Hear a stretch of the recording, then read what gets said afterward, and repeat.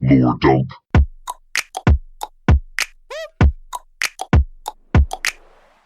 Who am I? Let's go to the beach, itch! Ninky Minjaj. Hey everyone, welcome to Lore Dump. No idea. The show... I'm sorry, you don't know classic Vine culture? Get out of here, old man. Yeah, apparently. You boomer. I know who Nicki Minaj is. I know that song. Minjaj. Welcome to Lore Dump, the show where we take somebody who has not experienced a game or game franchise and we torture them, drag them through the mud of its story. I am your beloved torturer Chase, and I'm here with Neil. And I can't tell if Nicki Minaj is racist or not. Is it racist? well, it's a Vine, so Probably I then. don't. I would say no.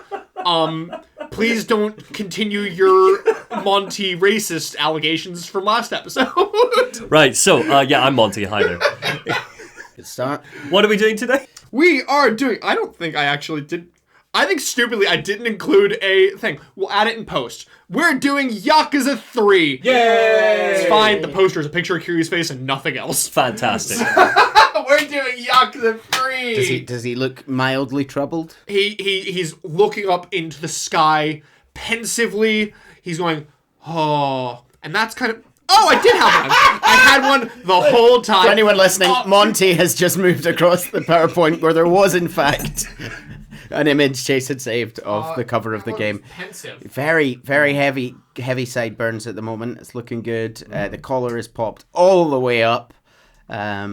So, when we left off with the end of Yakuza 2, because we quite liked Yakuza 2. I think, was Yakuza 2 not both of your favorite ones so far? No, Yakuza 1 is still my favorite so far. Interesting. I liked Yakuza 2 a lot, though. But, when we left off, Kiryu has retired again from the Yakuza. He has gone away with... For the third time? Third time? Well, for 0, he was kicked out. 1, he retires at the end. And 2, he retires at the end again. Technically, he never rejoined in 2. He never really... He just kind of came by and was like, you know, a contractor. I'll just clean up your mess. Sort it all out, yeah. So he then after the end, like, people are dead, all that sort of nonsense, and Kiryu retires with his adopted daughter Haruka, and what is the name of the cop? Kaoru Sayama. So the two of them are kind of in love and stuff, and he's retired to be a good dad, which means that inevitably something's going to go horribly wrong in this one yeah. to drag him back in, baby. Who's getting fridged, baby? Do we have... And I was talking to Neil about this in the car, is that I don't think that you have any clue where the fuck this is going from here. Would you like to give me any predictions for what is about to happen before we... Kaoru's going to die. Get calling it now. Lady Cop is going to die. If Haruka dies, I quit. Yeah, if Haruka dies, I sincerely quit because I'm not here for that. I love how I'm assuming this prediction came from a brief time before we started. I mentioned, I wonder who I should give the southern accent to this episode. And you went, well, that means Karu's dying. And I'm like, no! Yes. But maybe she won't. Who knows? I'm curious to find out what Majima's up to. You know, he had his construction company and his wonderful DLC, his very cute little DLC. And he's just doing his thing. He doesn't seem particularly interested in rejoining the Yakuza. However, I think as you point out, Neil, half of the main character cast are now dead. Oh, every game, most of the people we're introduced to. And Majima is a funny one because I'm always anxious about how much or how little we'll see him because, you know, so much of it is added in the Kiwamis or added in DLC. And when you go back to the kind of original old school titles, you know, he's not always the same kind of guy or he's not as involved. So. Yeah. This is not a Kiwami game. This is not. So this is when, basically, they remade 1 and 2 because 1 and 2 were originally PS2 titles. Severely dated. Like people say 3 is dated and 3 is dated, but 1 and 2 severely dated. So those got full remakes. 3 through 5 just got remasters. Okay. You know, So this is PS3 This is on PS3. the PS4 remastered. Yeah, basically. 3 definitely feels dated, especially compared to 2. Dear God, it is a step down from Kiwami 2. Excellent. And then 4 and 5 play a bit more like 0 and 1. So 3 is a bit of a weird black sheep, especially gameplay wise. Okay. And just to slightly date when we're recording this, there was an RGG summit yesterday, and everybody was sat there waiting for Kiwami 3 to get announced. It did not get announced. We do know that it is coming at some point. But we've not gotten an official, like, this is in production announcement. We just know that RGG is like, yeah, we'll get around to it at some point. Did anything cool get announced at RGG? Yes, we'll get to that later. Great. We'll get to that later. We're stuck doing this franchise forever. We're finally doing our Majima All Along TV show. There's one specific thing, but I'll chuck that in at the end of the episode because it's not really relevant now. Okay. And this is your least favorite one? So, I was talking to Neil about this in the car. I think my opinion's changed, actually. Okay. I think 4 is now my least favorite one. Ooh. I ended up liking 3 a lot more than I remembered, and I think it's because I experienced it without the dog shit gameplay. Which is how we get to experience all of it. Yay! Like, this is the problem. Yakuza 3's gameplay is so bad that I really think that discolors the entire experience. Does it still do the really annoying, awkward thing that even Zero did from my experience of playing it, whereas it can't really make its mind up about whether or not it's going to be voice acted, or whether or not it's going to be cinematic, or whether or not it's going to be static faces, mouths that don't generally move? speaking, not as much. It's either, fully viewed cutscenes, or it is, just text boxes. It's one of the two. Fair enough. And usually anything actually important gets a fully viewed cutscene. Sorry, not every game can be Final Fantasy VII Rebirth where everything is voice acted. So let's do it. Let's get into it. Yeah.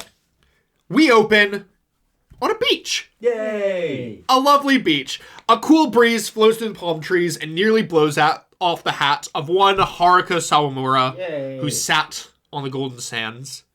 A man swims through the waves, Haruka calling out to him, "Uncle Kaz!" Kiryu Kazuma looks over, coming out of the water, his dragon proudly on show to the world. Yeah. He walks up to Haruka, holding a fish. Oh. Caught us some dinner. What, just with his bare hands? Yeah, basically. And if we learned anything from the assumptions we made in the last game, Haruka will be cooking that dinner. Yeah. Oh, Do you know how to fillet a fish? I'd like to say you're wrong. He leads her back towards a small house near the beach, saying that everyone must be starving. The scene shifts to a courtyard of a building where a number of small children are playing ball. Oh. Kiryu and Haruka walk out, telling them that dinner's ready. One fish! As the children hurry to their seats around the outdoor table, one calls out, "Uncle Rikia!"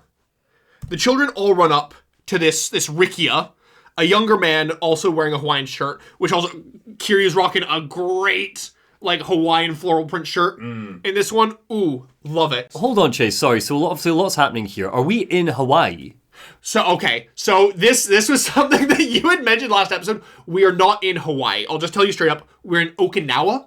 Okay. Which is the southern islands in Japan. Very similar to Hawaii. Kind of similar kind of tropical climate, palm trees, floral shirts. The vibes are very similar. Cool. And a lot of Okinawans have kind of gone over and traveled to Hawaii as well. So kind of very, very similar vibes, but we're in Okinawa. Cool. Okay, cool. We will get to Hawaii much later. So this is not the Sunflower Orphanage. This is not the Sunflower Orphanage, no. This is not a training camp for young Yakuza. And what's the name of this guy? Sorry, Rikia. This is Rikia. Sorry, Rikia. You're going to be dead by the end of this game, it's mate. Uncle Rikia. Uncle Rikia is so Rikia. dead. So the kids run up to him, asking him to come play with them. But Rikia looks somberly over at Kiryu, calling him Aniki, which is brother. The boss, he's been shot. Which boss? Elsewhere, in Yokohama's Chinatown, the Tojo clan's 6th chairman, Daigo Dojima, is being driven... Oh, fuck off. Daigo! Best character. Now! We're never going to regret that. Daigo Dojima is being driven as one of his underlings hands him a phone, saying how it's for him. Daigo asks who it is, with the man only responding that the one on the phone said that he'd know if he mentioned the deal. Daigo looks surprised, rolling up the car window and taking his phone. He tells the person at the other end that he thought that he told him that he wasn't interested. The Tojo clan doesn't want involved, and no matter how many zeros he adds to his price, their answer is final. Okay. It's a Domino's meal deal. Sure. Daigo hangs up, sighing. The man asks if that was about the Okinawa deal. Can they really refuse? These Hakuho payouts are the only things keeping the Tojo afloat. They could profit 100 billion from this, and the Hakuho could make a valuable government ally. Daigo cuts the man off. He's well aware of the profit they're missing out on, but they can't have that land. The man asks, is this about the 4th chairman? Daigo responds that after all he's done for them, it wouldn't be right stealing the only place that he belongs. The 4th chairman is Kiryu. That's his... Kiryu. Yeah, cool. Okay. So Kiryu is living on Okinawa, and they're trying not to sell land on Okinawa. Is that the implication here? Something like that. He's living on Tojo land then. The Tojo own this. Also, Chase, how long has... It might just be an engine thing, but how long are we to say this is after 2? Because Daigo looks old. If I remember right, it's been a year. Oh, okay, cool. It's either been a year or 2. It's been a year for Daigo. Daigo has grown up, it seems, in that time.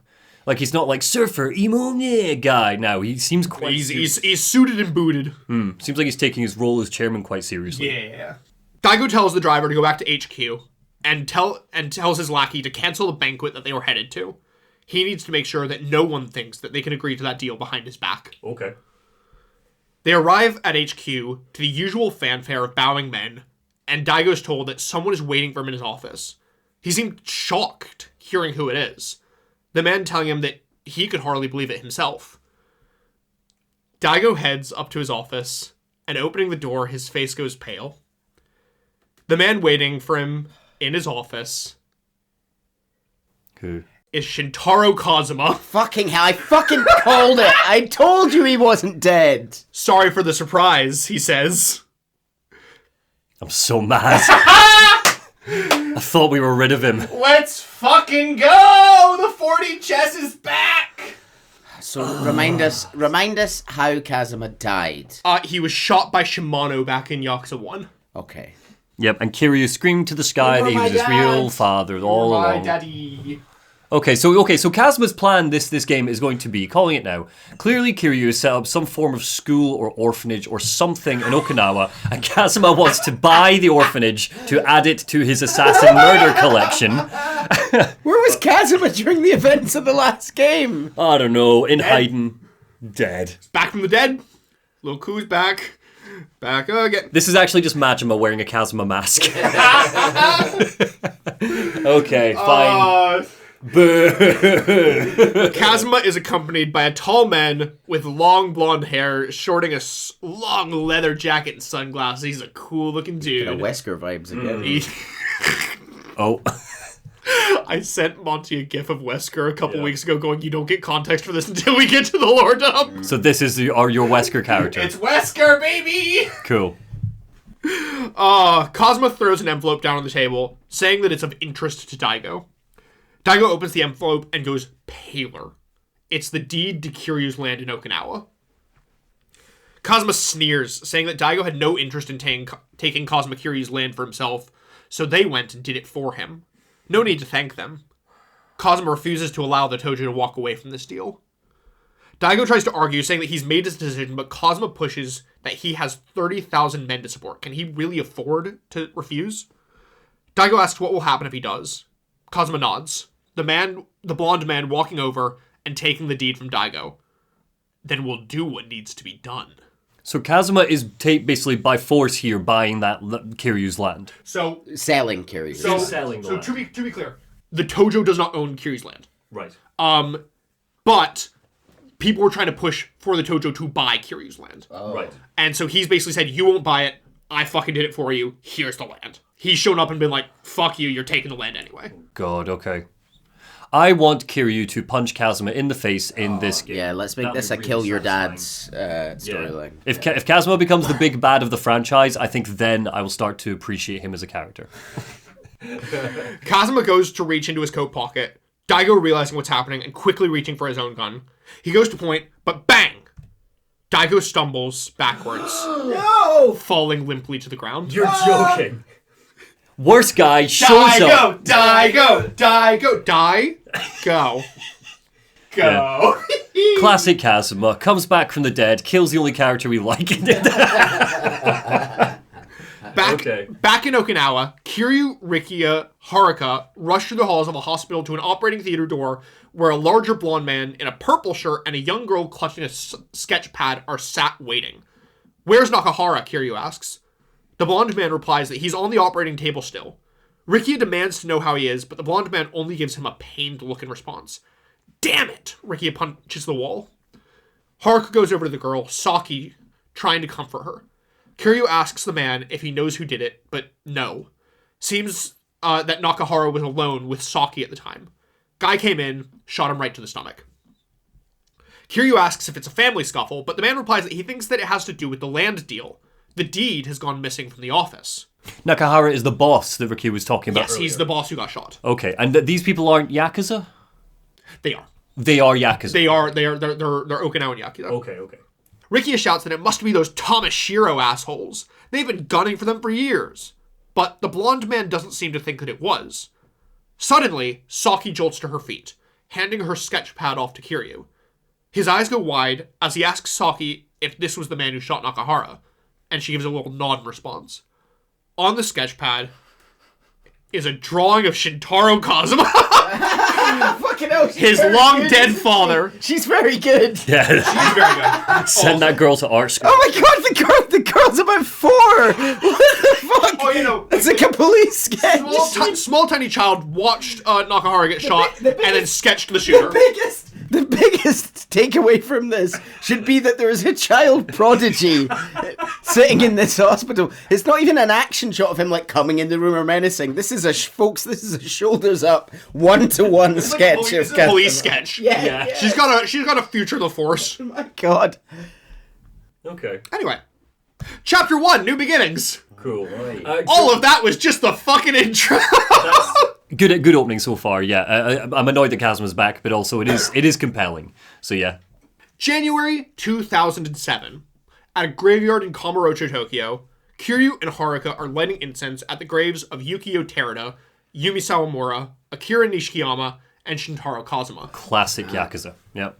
Kaoru Sayama Yeah. walks up to them, flowers in arms, saying that she's here to say goodbye too. Oh. Seems that Kiryu is headed to Okinawa the next morning with Haruka. Kaoru laughs, saying that she never pegged Kiryu as the type to start an orphanage. But seems that taking care of kids has always been a dream of Kiryu's. Aww. Just like his old man. Oh no. He took care of their parents. This isn't the same case because Kazuma Kiryu has never killed anyone. No, I'm talking about it's... Never once. Yeah. Yeah. Famously.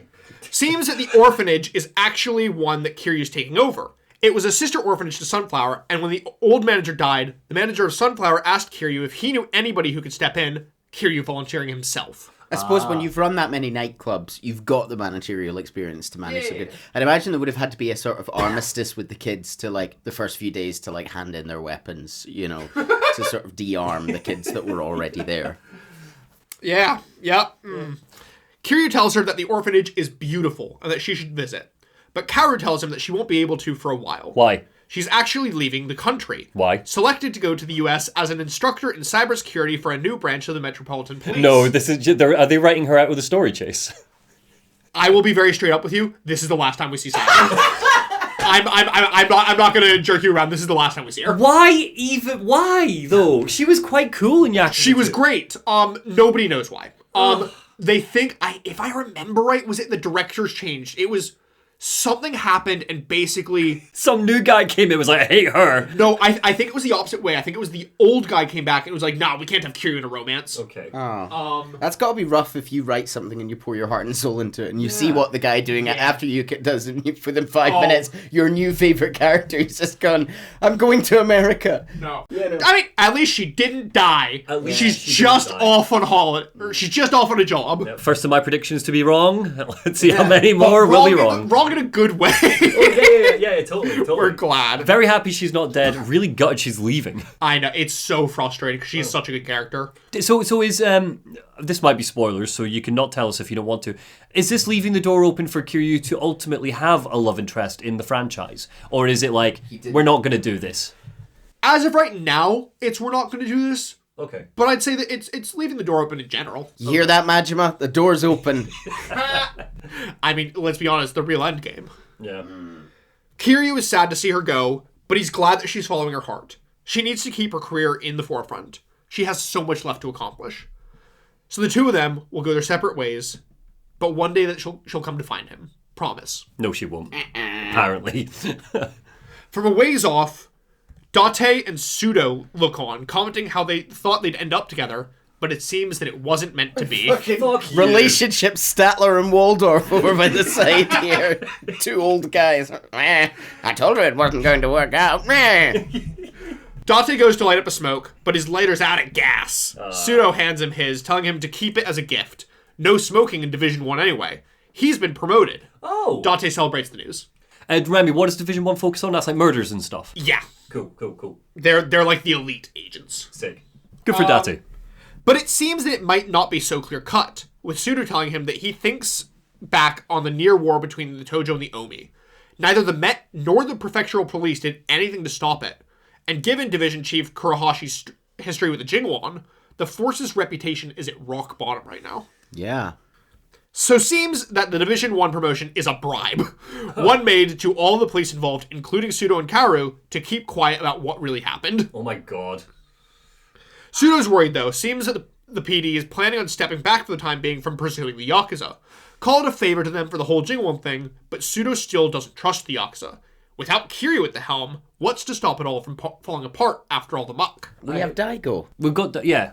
But also, well, yeah, that'll be how they get brought in, right? Daigo's dead, so he's going to investigate it. But Daigo's also... not dead, by the way. Not as of right now. Oh, yeah, We've flashed back. Sorry, this is a flashback. Of course. Okay. As somebody who was quite bemused by how much Yakuza 2 emphasized the cop storyline, I was a bit bored of it. I appreciate the Yakuza 3 is going, the cops will be here, but they're not main to the plot, this one. Yeah. It sounds like, anyway. No, they're not. I guess Date will float about. Date shows up for a bit. Cool. Because you can't have a Yakuza story without Date. Date tells him to not worry about it then. Guy like Kiryu always has a plan. After all he did, he's not going to let Kamurocho fall. And Pseudo can take that to the bank. Uh-oh. Is that like his catchphrase? Apparently Is that the thing he says? May your heart be your guiding key. Back to Kiryu, he tells Kaoru that he's off to Kamurocho to say bye to Kazuki and Yuya, as well as to speak to someone who he wants to support the soon-to-be 6th chairman. Daigo's still young, and Kiryu's not sure that he has the strength to lead. Motherfucker, you're the one who recommended him! Why'd you recommend him if he doesn't have the strength to... There weren't a lot of choices at the time. Yes, there was! His fucking mom, who was a great fucking leader! Yeah, good point. Oh my god, Yaoi Dojima should have been the chairwoman. Yeah. She was the best fucking choice. Has she also been written out of this game? She doesn't appear in this. She's just nowhere to be seen. Got rid of the... I don't think we see her again in the series. She was an absolute Chad. I'm raging. She was the best character. Aside from the children, are there any female characters in Yakuza 3? Yes. Okay. You sound... That was begrudging. No, I'm still raging about them writing on Yaoi Dojima. Okay. Because I fucking love Yaoi Dojima. Bring her and her fucking big-ass sword back. Yeah. Anyway, Kiryu's off to find somebody to help Daigo. The person's been in the Tojo longer than even Kiryu. Kaoru laughs, saying that she knows just who he means, and asking if Daigo thinks that he has what it takes to tame him. Kiryu laughs, saying, who does? Goro Majima, Kaoru muses. What? Will he even want to return to the Tojo in its current state? Only one way to find out. Kaoru laughs, saying that she hopes his persuasion won't involve his fists, but we'll just see, won't we? Okay. They both smile at the other, saying to be safe, and part ways with a smile. Never to be reunited for the remainder of the series. Ooh. Bye! Got plenty of time for more Kazuma shenanigans, though. Kiryu and Haruka arrive in Kamurocho, Haruka asking if this is going to be the last time that they'll be there together, and she gets a bit sad about it. Kiryu asks her what's wrong. I just want to have fun today. Just me and you, Uncle Kaz. Can we? Oh, what's this one going to be? For game 1, it was buying her porn. Game 2, it was a creepy agent man trying to turn her into a musician. I don't think we've taken her to buy drugs yet. Should we maybe... Yeah, that's a good one. Kiryu smiles, taking her hand. Of course. Kamurocho won't know what hit it. They swing by Stardust, where they find Yuya having a little smoke break out front. He's hard at work putting the place back together after the Go Ryu attack. So this is 4 months following the events of Yakuza 2, as of right now. I love that Yuya is still in these games. He's great! We love him! I love to keep bringing him back. We love him! Big meathead. So so Kazuki is still in the hospital from getting, shot during the events of Yakuza 2. Wow. Yuya's kind of stepped up, interim man during the place, and he's kind of put it back together after all the attacks. A blue shirt and a beanie is a look. It's not a beanie, it's like a wrapped towel around his head because he's working. Okay. It's basically a bandana tied around his sweater. So have they ever thought of hiring, I don't know, someone from the hospitality sector to help get a business back on its feet? Well, you see, he is from the hospitality sector. Oh, yeah? The hospitality specter. You almost got there. Cut that? Anyway, Kazuki is still in and out of the hospital, but he is recovering, so he'll be fine. Okay. Kiryu tells him that they're moving to Okinawa, and they joke about taking the Stardust team down on vacation to visit, before parting to head off to the Emoto Medical Clinic, where they find Kazuki, still bandaged up from the Jingle attacks, but doing alright. They're there to say their goodbyes, and now that the Yakuza stuff is dealt with, they're moving to Okinawa to open an orphanage, like father like son, yay. Mm-hmm. As they go to leave, Emoto asks if Kiryu's dropped in on the Tojo, but nope, and he's not gonna. That's Daigo's problem now. Although he did leave Daigo a little letter. He does need to go see somebody before he does, though. A certain little mad dog. In Kiryu's reasoning, only Majima is a big enough name to get the others to fall in line under Daigo. Ah, that makes sense. Okay. So before he goes to meet up with Majima, you do get the opportunity to have, the cute little daddy-daughter time with Haruka that we had in Yakuza 2. You can wander around. She runs up to the storefront. She's like, Dad, buy me an ice cream. And Kiryu's like, of course I'll buy you an ice cream. And they go, bowling, and they, play some baseball. Oh, okay. So I thought that this was just going to be a very brief flashback that then would lead into us playing in Okinawa as our main setting. But if they've built Kamurocho to explore, presumably we're coming back to Kamurocho in this game. Also keep in mind, Yakuza reuses assets. This is just the same Kamurocho they've used in the past 10 games. So they didn't have to pay anything to bring it back. Cool, fair enough. It was already built an engine. They're like, cool. And this can be as fast as we want to be here. You can tell Haruka, no, we're not doing anything. We're going straight to Majima. But you have time to go, do some little... No bowling. I'm taking you straight to see Knife Man. So once they're done playing, Kiryu drops her back with Emoto and Uncle Kazuki and heads off to meet Majima. The idea that... Because the last time Haruka's ever met Majima was when he took her hostage, right? And he's like, I'll stab this child, Kiryu. No, they'd met a few times during Yakuza 2. Did they? Oh, kind of briefly. So Haruka's like, I guess you're cool now. Yeah. On his way over to get our combat... on his way over, we get, of course, our little combat tutorial of some random bottom rung punks trying to start some shit. They're like, we're Kazuma family. But they don't have the family's honor. They're just waving their pins around to scare people. So Kiryu beats the shit out of them. Put some respect on that name. Kazuma family. Who runs the Kazuma family when we last... Cousin guy. Yeah, it's Kashiwagi. Kashiwagi shouldn't be allowing this shit. Yeah. Supposedly he's not. This is bottom rung people. They're, wandering around, flashing their badge. Fuck the combat in this game.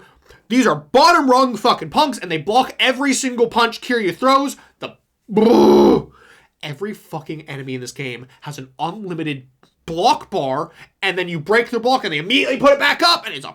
Oh, that's annoying. Fights take so long in this game, even amongst the most mundane of enemies, because where's my power? Drives me insane.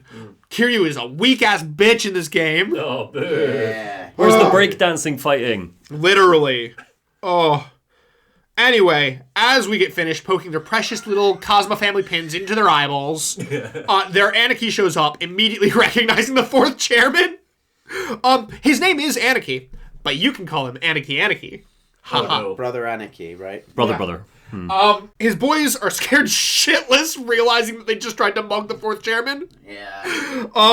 Should just walk around with a big name badge on him saying, I am the fourth chairman. They're scared shitless whilst Anarchy tells Kiryu that Majima is actually scheduled for a meeting with Kashiwagi over at the Kazuma family office in the Millennium Tower. Okay. So off we pop. On the way over, we hear that in the aftermath of the Omi War and Teruda's death, the Tojo are in shambles, with family territories all over the shop and a fair bit of internal turf wars kind of happening over where they control.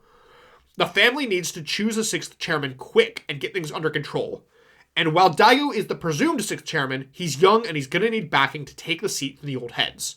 So Daigo's not officially the chairman as of this point. He's just the person. Even though he dies in the future, I'm legitimately quite invested in Daigo becoming a good chairman. I still don't think he's dead. We never saw him die. We just saw him fall over. Yeah, I guess if Kazuma can survive a bullet to the gut. It's all probably part of Kazuma's plan. Shot him in the right place or whatever. We run into our homeboy Nishida. Best boy, who's so short in this game. Oh my god. Nishida works for Majima, right? He's Majima's captain. Cool. He's wearing the construction He's a captain? Yeah, he's the I captain. thought he was just like his office admin. No, he's the Like, captain. like as in the guy who's like, sir, I think we should... That guy. I mean, being the captain for Majima is essentially being his little bitch boy, so does anybody want that job? You can just imagine Nishida going home to his wife that day and be like, I got a promotion at work today. And she's like, oh, you're a captain now. And he's like, yeah. And she knows what that means. She knows that that's not really a promotion. We're mostly building apartments now, actually. Anyway, Nishida tells us that Majima thinks meetings are boring as fuck, so he probably isn't still with Kashiwagi. Yeah. But he's a big ol' softy, so he's probably up at the roof looking over at the city. Aww. Which doesn't feel ominously boss setup-y at all. Seems that Majima is real torn up about Kiryu leaving. Aww. We head up and find the mad dog up on the roof, seemingly knowing that we'd be coming. Kiryu asks him to rejoin the Tojo and look after Daigo, but obviously Majima is not keen. Clan ain't the same barrel of monkeys it used to be. He gets that Daigo needs a family to back him, because keep in mind as well, all the other people vying for the chairman title have full families under them. Yeah, the Dojima family was kind of cannibalized by other... By the Kazuma family. Can't you get, what's his name, the Kazuma captain to back Daigo? Kashiwagi. Yes, but Kiryu's not smart. Kiryu had so many better options, but... That guy's basically your older brother, just ask him. Yeah. People are scared of Majima. I don't get the sense they're scared of Kashiwagi. He's the same way. He's like one of the longest serving people. He's got to have some weight behind him. Yeah, Kashiwagi is just as old as Majima in terms of time in service. Yeah. Kiryu's just dumb. If both of these guys attacked me, I think I know who I would go for first. Yeah. Well, at least I think every single time Kashiwagi kills me 10 times out of 10, I think 1 time out of 10 Majima buys me a drink instead. Do you know? Like, Yeah, fair. Majima gets that Daigo needs a family to back him, but he's done his time living as a caged shelter dog, and he's had enough of it. Already done enough of that keeping his own boys afloat. But Kiryu was ready for that, telling Majima that once Daigo's in charge, there's going to be no shortage of heads to roll. He can go wild like he's never gone before. He doesn't need a babysitter. Or Daigo doesn't need a babysitter. He needs an enforcer to keep the lowlifes in line. Yep. The more ass that Majima kicks, the better the clan is going to be for it. But Majima's like, I've got this great construction company going. I'm just not interested. Nah, because Majima seems tickled pink by the idea of rolling heads. Sure, man. But it's going to take more than that. He rips off his jacket, turning to face Kiryu. If Kiryu wants him to fall in line, he's going to have to force him. Kiryu rips off his own jacket and squares up, ready to brawl over the backdrop of the city. Wow, we are 1 chapter in and people are already ripping jackets off in this game. that's a record. Yeah. Fantastic. They square up, ready to brawl over the backdrop of the city below them. Now, if only he had his heat action where he could throw somebody over a railing. But Majima is, of course, obviously once more beaten into line, especially given that he's a tutorial boss in this game. Oh, how far he's fallen down to being a tutorial boss. The men suit back up and lean over the railing, sharing a smoke, looking out for the last time over the city. Majima has never been a final boss, has he? I'm just thinking about it now. He should have been in Yakuza 0, but he wasn't. But yeah, okay. Majima remarks on how it's going to be lonely without Kiryu. Majima promises that he'll watch over Daigo, but he does note that he's worried that he's not going to be able to stop Daigo if he goes down a weird path. Daigo's trusting like Kiryu. Just hopes that he doesn't let somebody pull the wool over his eyes. Kiryu tells him, don't worry, Daigo's young, but he ain't a fool. Sus, Kiryu. Kiryu leaves, Majima sighing as he goes, about what has he gotten himself into this time. But Kiryu-chan beat him fair and square, so I guess he's gotta go full throttle. Goro Majima's gonna rule the fucking world! Yeah.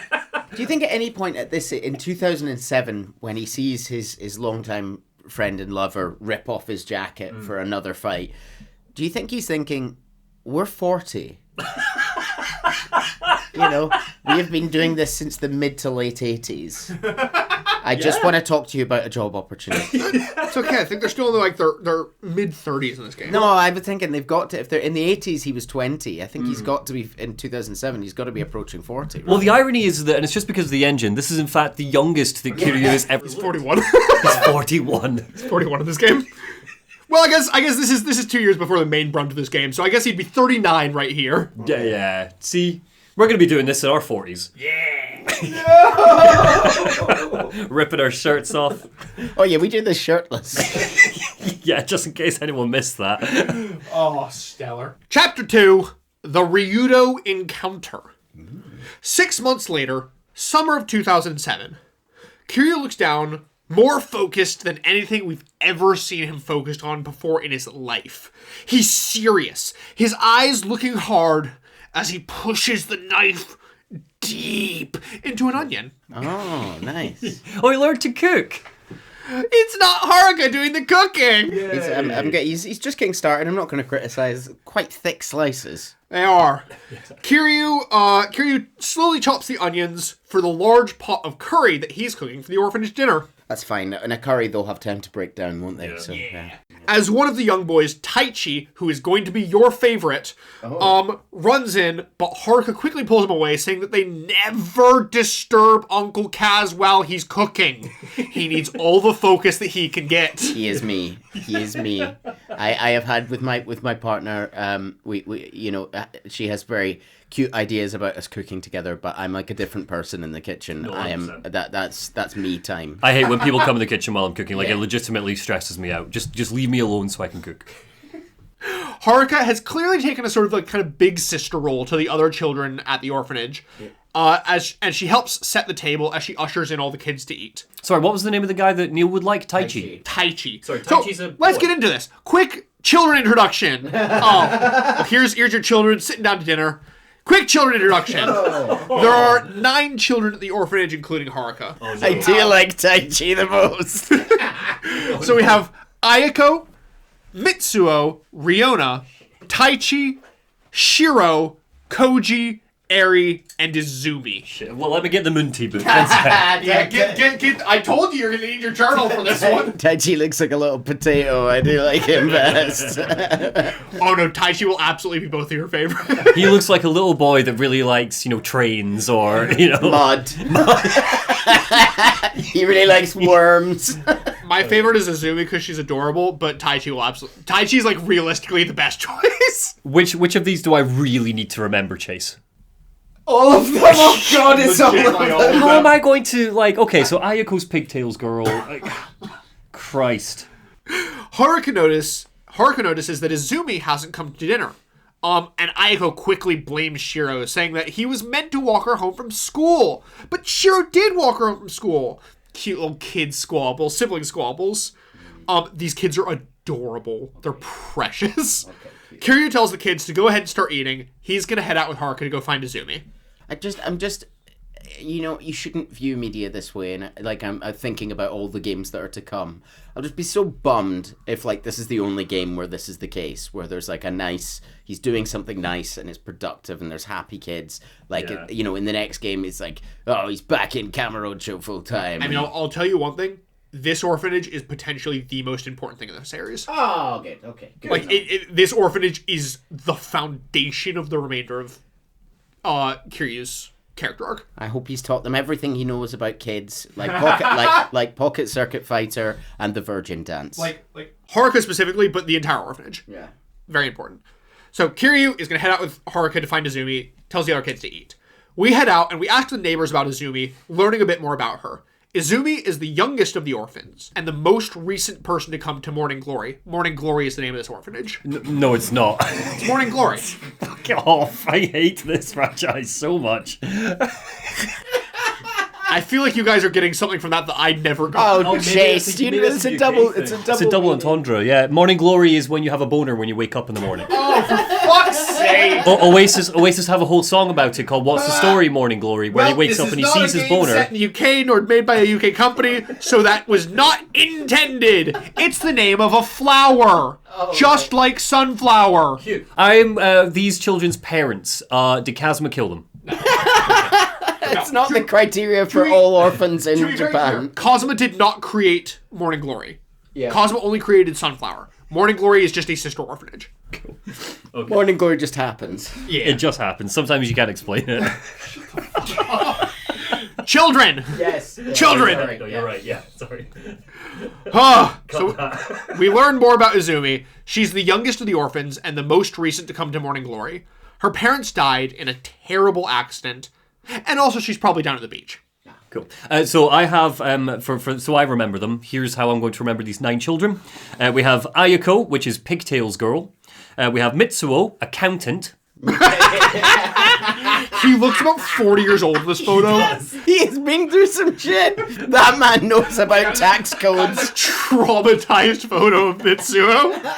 We've got Riona. I'm actually going to write Mean Girl next to Riona. Yeah. Riona strikes me as the girl in the orphanage that's just like a little bit sassy. Yeah, the nasty one in Tracy. I always Baker. remember her as the Karen. The Karen. Yeah, okay, perfect. Okay. We've got Taichi, who I've written Mud Boy. We've got Haruka, which is just Kiryu's daughter. Fair enough. We've got Shiro, Specky Boy. Nerd. Nerd, yeah, he's the nerd.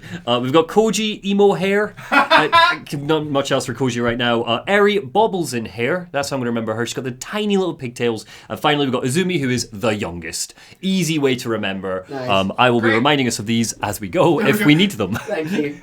I like your little notes as well for gender in case you forget. Just in case I forget, yeah. Anyway, Izumi's probably down at the beach because she goes down there all the time when she wants to look out over the waves and think about her dead parents. Oh, God. Jesus. We also learn that the neighbors think that Kiryu is a phenomenal father figure for the children, despite how intimidating he looked when we first came to the neighborhood. He's really there for the kids, and the neighbors have taken notice. I appreciate that he's really pulled his bootstraps up here. It's good for him. We also learned from the neighbors that Haruka does all of the cooking and cleaning. Some things never change. I take it Less back. good. Less good. This is so funny because it was never implied in the game you said it, but it is absolutely implied. Haruka has is she going to school? Yeah. She has a full-time job. Full cooking and cleaning, housework for a building full of children. To be fair, it's a very small building. It's like a 3-room building. Yeah, but still, she's got to cook for 10 people the whole time. To be fair, it's, Japanese room futons, so they all sleep in the same room. Yeah, she's still got to change 10 beds. Kiryu's the only one who has his own room. All the kids sleep in the same room. Fair enough. Big room. Big-ass room. Kiryu's room is tiny. It's like a closet, but, Anyway, Kiryu heads down... he's making sacrifices. Sorry, continue. Kiryu heads down to the beach. He goes up to the waves, where he finds a Fishing Champ magazine. Oh. Damn. Well, I know there's a small child missing, but how about a spot of fishing, lads? Never hurt anyone. Sure. Kiryu finally puts down his fishing rod and turns around to find that Izumi's been there the entire time crying. I can't believe that this game has waited so long to introduce a fishing minigame. Oh, it's been there the whole time. I've just never talked about it. So Kiryu, pockets stuffed full of trout. Finally. At least he's using a rod this time instead of his bare fucking hands. Yeah. Kiryu sits down next to Izumi, asking her why she didn't come to dinner. She asks Kiryu if not having parents is a bad thing. Aww.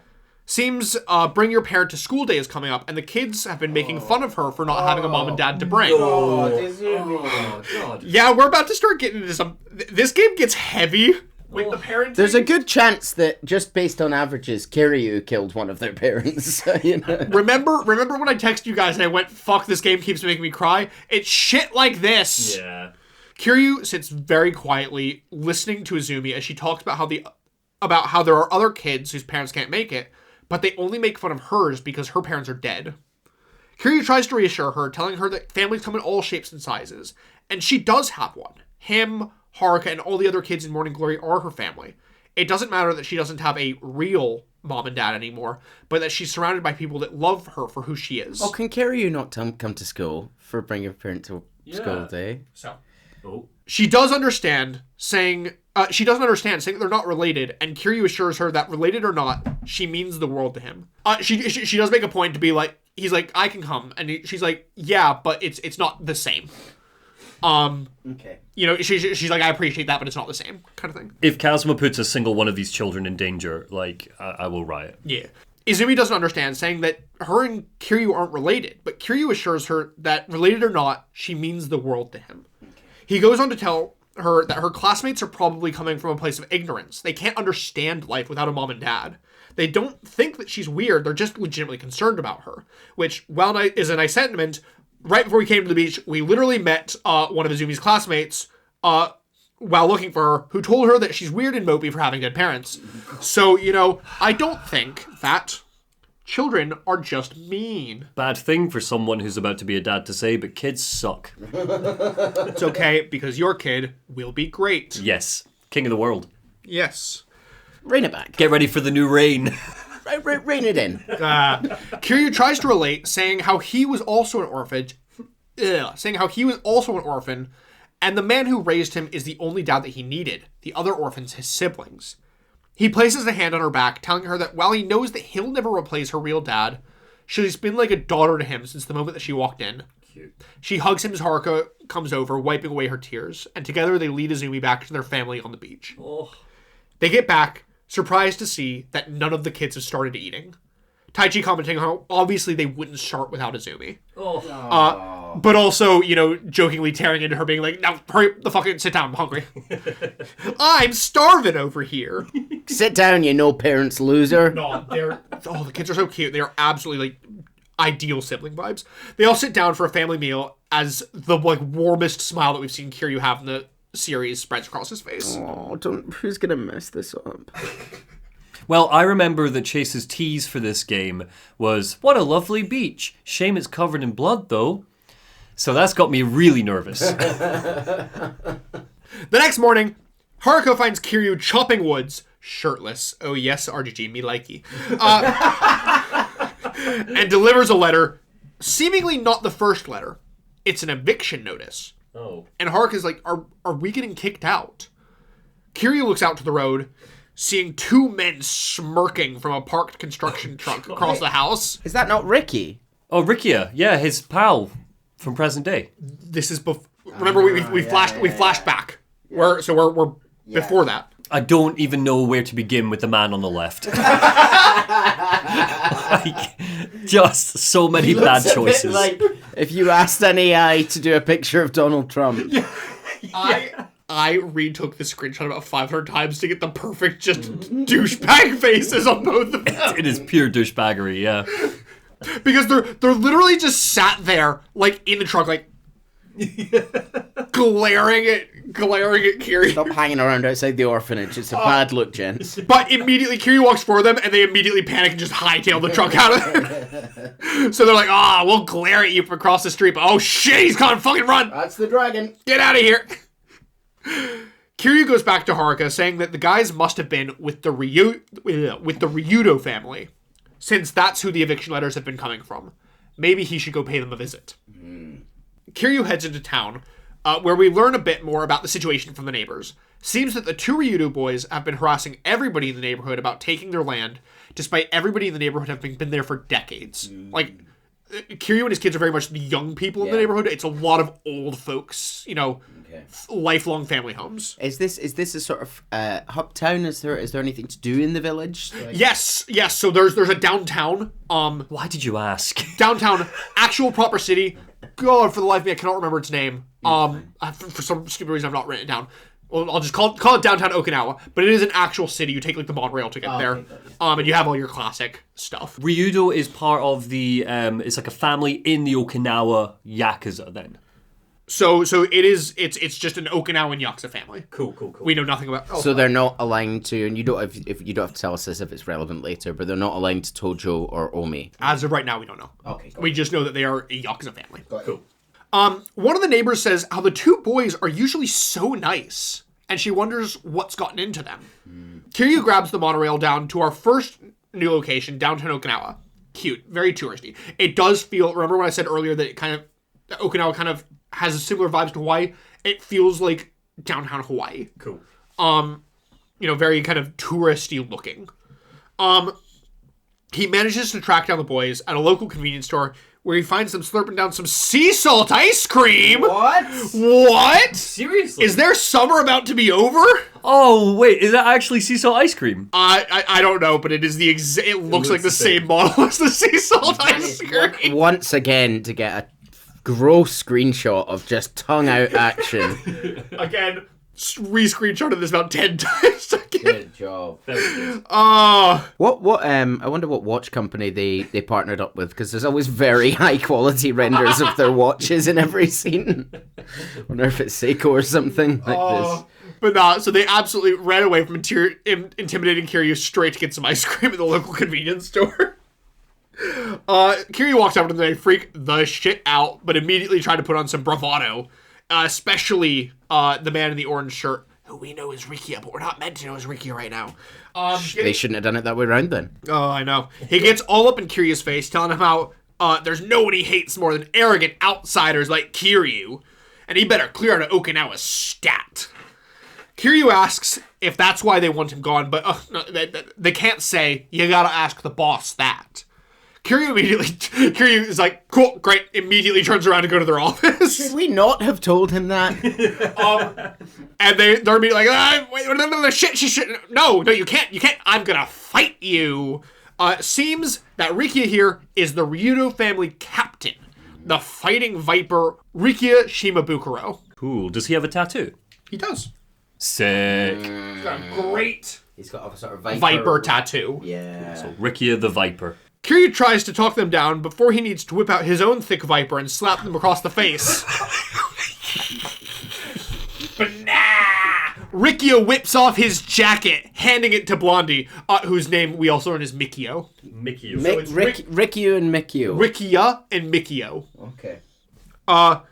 He goes, what do you think? Pointing at his tattoo. And Kiryu's like, cute snake you got there.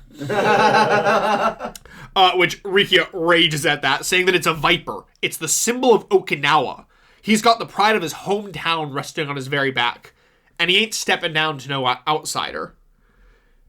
So, of course, Kiryu slams his pretty little snake into the ground. What do you think? I may be mainland, and I may be old, but I can still get hard, can't I? No.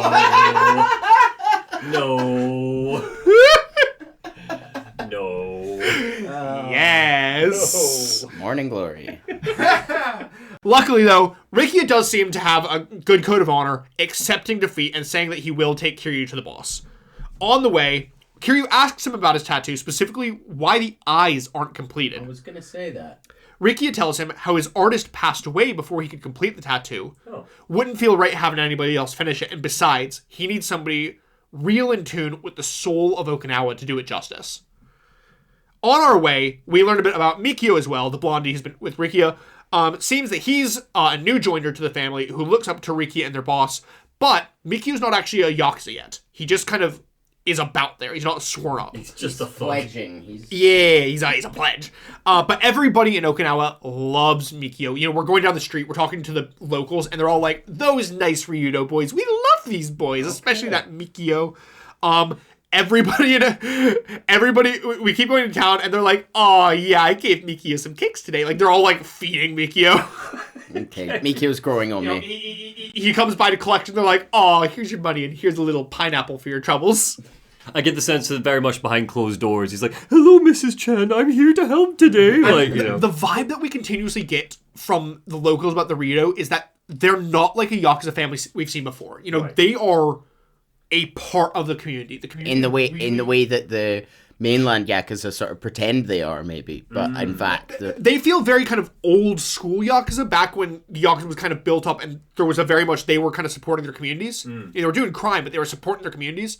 Those two are accessible phrases together, but I'm following. Disagree, but yes. They're the hometown Yakuza. Right. People kind of like them a lot. They're also, we'll learn recently, a very small outfit. Okay. What did you call Robin Hood? Okay, yeah, touche. So we also learn that against anybody who isn't the Dragon of Tojima, Rikia is normally a force to be reckoned with, near single-handedly holding up the Ryudo family as their boss is kind of getting up there in years. He's also responsible for holding back their rivals, the Tomashiro family. Okay. Honestly, from everything we hear about the Ryudo family, they get along shockingly well with the locals. So what are they doing, trying to sell this village? Well, we'll get there. They get along shockingly well with the locals, to the point where the locals seem to really like them. One guy even joking around with Ricky about how he looks scrawny next to Kiryu, haha. And then immediately after going, oh, by the way, tell the boss I want to go out to drinks with him. Another old lady teases Ricky about sitting on his ass more than working. And then going, I'll bring a nice melon by the office later. You wouldn't have pulled that shit with Kuze. No, you wouldn't have pulled... Unrelated, Yes, but I as know long as what you bring you're it up, there was a... Thank you to whoever commented this, because I didn't know this. There's a Yakuza MMO that was only released in Japan. Oh my god, right, okay. And apparently there was a storyline in it where Kuze got out of jail, tried to rejoin the Yakuza, and then failed his mission to rejoin the Yakuza, so he's just a random civilian now. Oh god, Amazing. So My favorite. that's where Kuze went. So what you're saying is that we could see Kuze in Yakuza 20 or whatever. What I'm saying is bring Yakuza Online to the West, you cowards. Sure. I want to play it. Anyway, coming back, we arrive at the Ryudo family office, and it's a very small, humble little office. It's like 2 rooms. It's very unpolished comparatively to like the offices in Tokyo. It feels more like a house than an office. Well, the Yakuza in the mainline's become all about money, innit? So it's a very kind of commercial operation. Yeah, so Rikiya runs out to get their boss, Shigeru Nakahara. Outside on the porch of the offices, Kiryu notices a young girl drawing on a sketch pad. She drawing Kazuma. Is that the same one? It's gonna be... No, I think you can see she's drawn like the flowers in their yard. Oh god, very good. Nakahara comes out and sits opposite Kiryu, apologizing for making him wait. Kiryu gets straight to business, asking why he's trying to push the orphanage out. Nakahara looks over to the girl on the porch, whose name is Saki, and tells her to go to her room. They have grown-up things to talk about. Kiryu asks about the girl, and we learn that she's Nakahara's adoptive daughter, who he took in 3 years ago. So, down to business. Seems that the Ryudo family is actually in the right here, because they are the landowners for Kiryu's orphanage. They own the orphanage. Right. They actually own the land for the orphanage and everybody that lives on. And they want to sell it. A potential buyer has come up, and they don't want to turn the buyer down.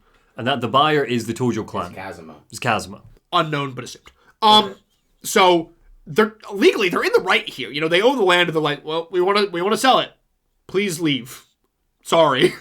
So Nakahara tells Kiryu that the buyers are wanting to build either a fancy schmancy new resort or an American military base. One of the two. Okay. It's been all over the news, so he has no clue how Kiryu hasn't heard about it. Kiryu is a moron. Has he considered that? I don't think he has TV in his. No, he sits and plays video games when some fish. fish is cooked for him. Nakahara admits that his feelings are mixed from the matter, being Okinawa born and raised after all. He asks Kiryu if he can do him a favor, saying that the Ryudo family will owe him one. He sympathizes about the orphanage, especially when he has a daughter of his own. But aren't mainlanders built of cash? Can't he just get somewhere else? Hell, the family will spot him a bit if he needs it. Kiryu kindly and politely tells him to fuck right off, saying that he's a self-absorbed thug who's just trying to profit off of ruining people's lives. Yes, 100%. He's like, I get it. I used to do it too. But as long as I'm here, those kids and the orphanage ain't moving. He's a landlord who's tried to sell an orphanage to be turned into a resort. That's what he's doing. Yeah. Yeah. Yeah, he's got flower tattoos, by the way. If anybody's trying to think of a thing to remember him for, flower tattoos, big mustache.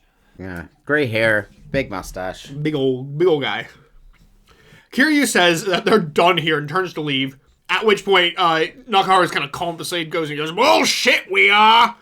And he gets up, he like rips a sword off the wall.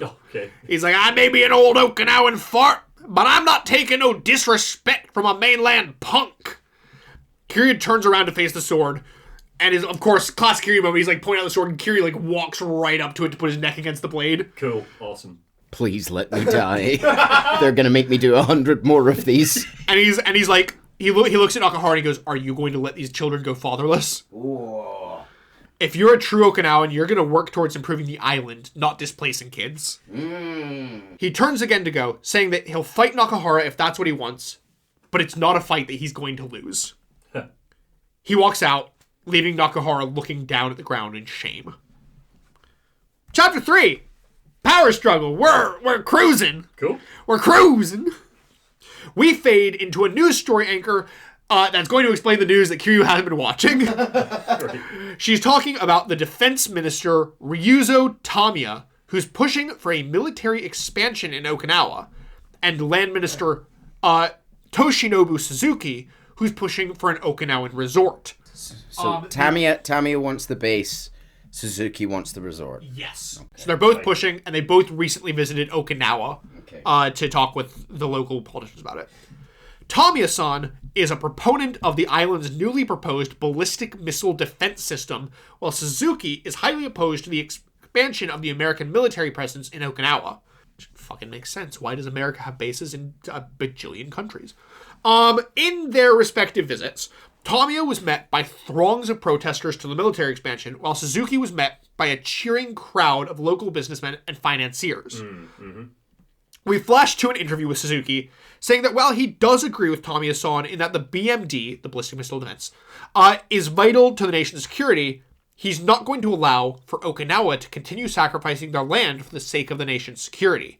His resort is going to bring in throngs of tourists and stimulate the economies, bringing in jobs and opportunity. Mm-hmm. It's funny how Okinawa, of all places, is a hotspot for American military bases, given like the history in World War II, that it was the scene of such violence with the Americans. There's a lot so this is American bases in Japan. Kiryu coming up against the opposing and yet singularly evil forces of capitalism and imperialism.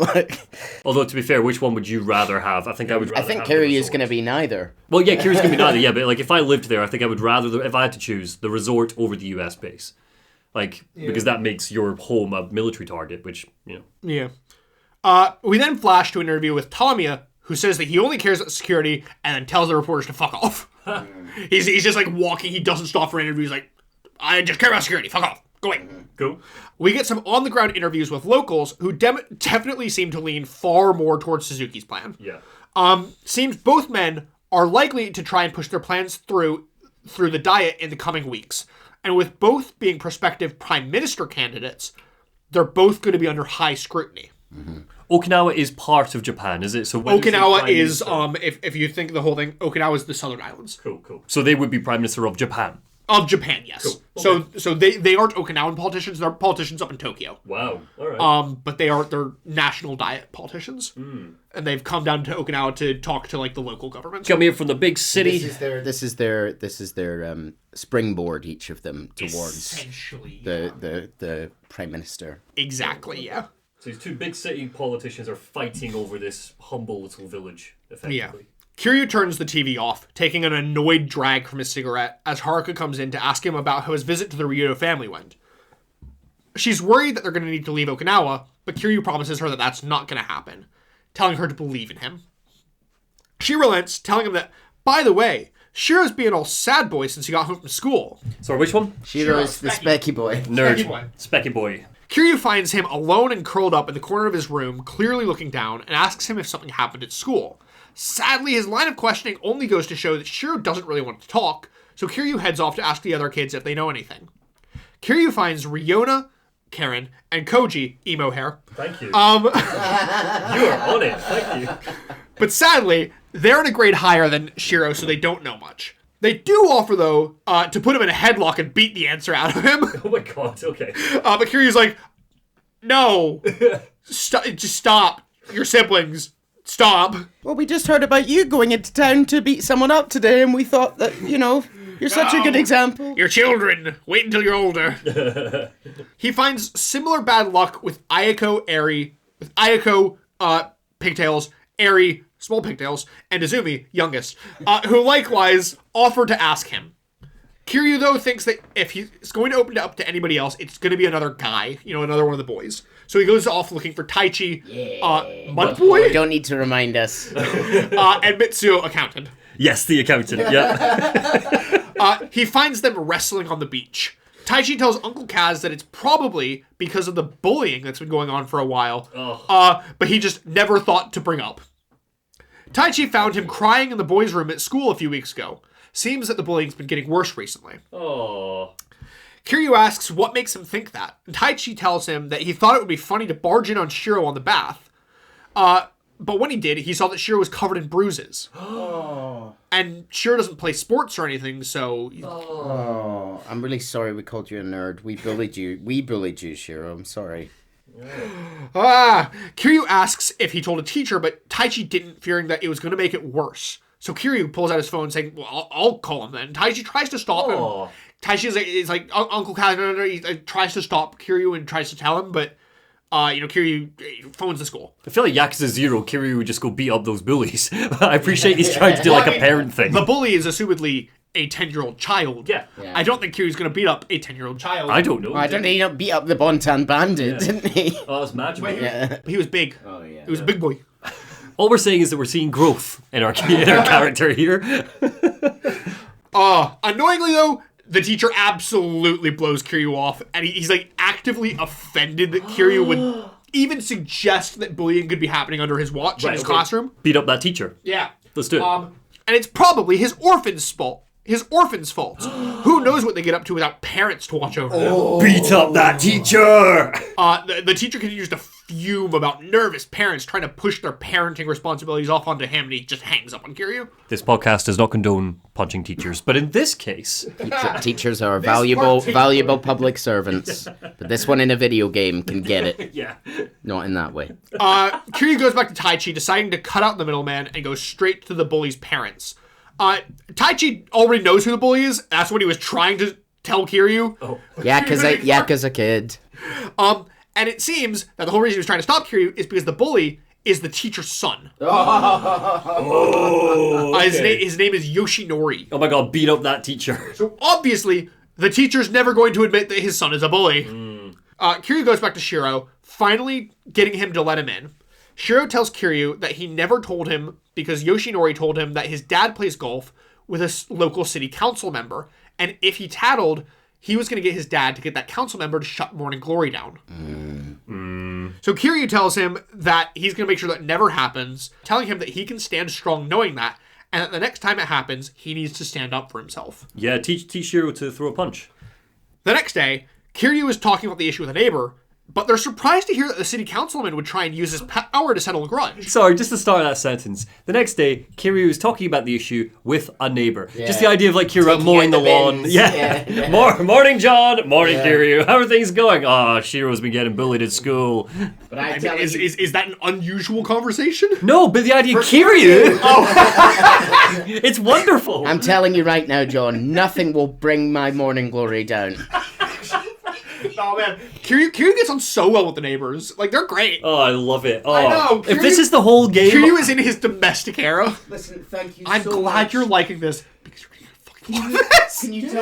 Can you tell Kevin thank you for the cookies he dropped off Laxby? That was so kind. And I'll remember to bring the sugar back.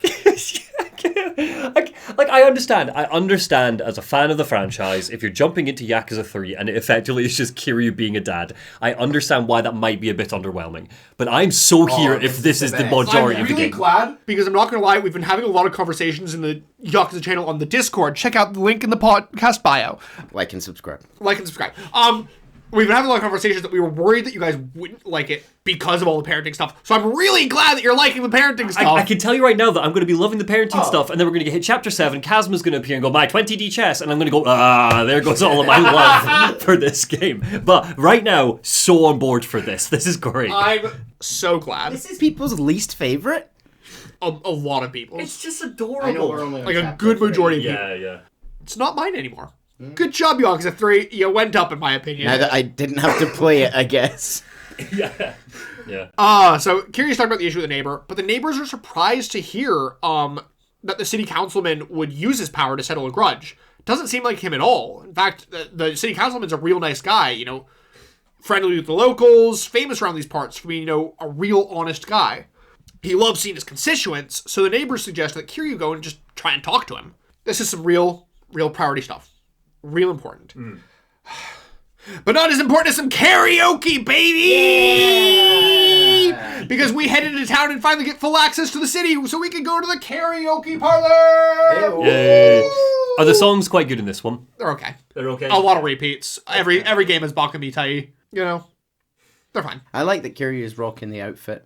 Kiryu in his, dad outfit here is great. So I've only played about half of Yakuza 0 at this point, and you can't really change the outfits. Does that ever change? Like, you can find clothing which will boost your armor, but you don't see it reflected. I love a visual outfit. There are some recent games where you can change it, but not really in the old ones. Okay. Outside, with the exception of usually in Premium Story, you can get him like a gold suit, or you might be able to put him in another character's outfit. Yeah, cool.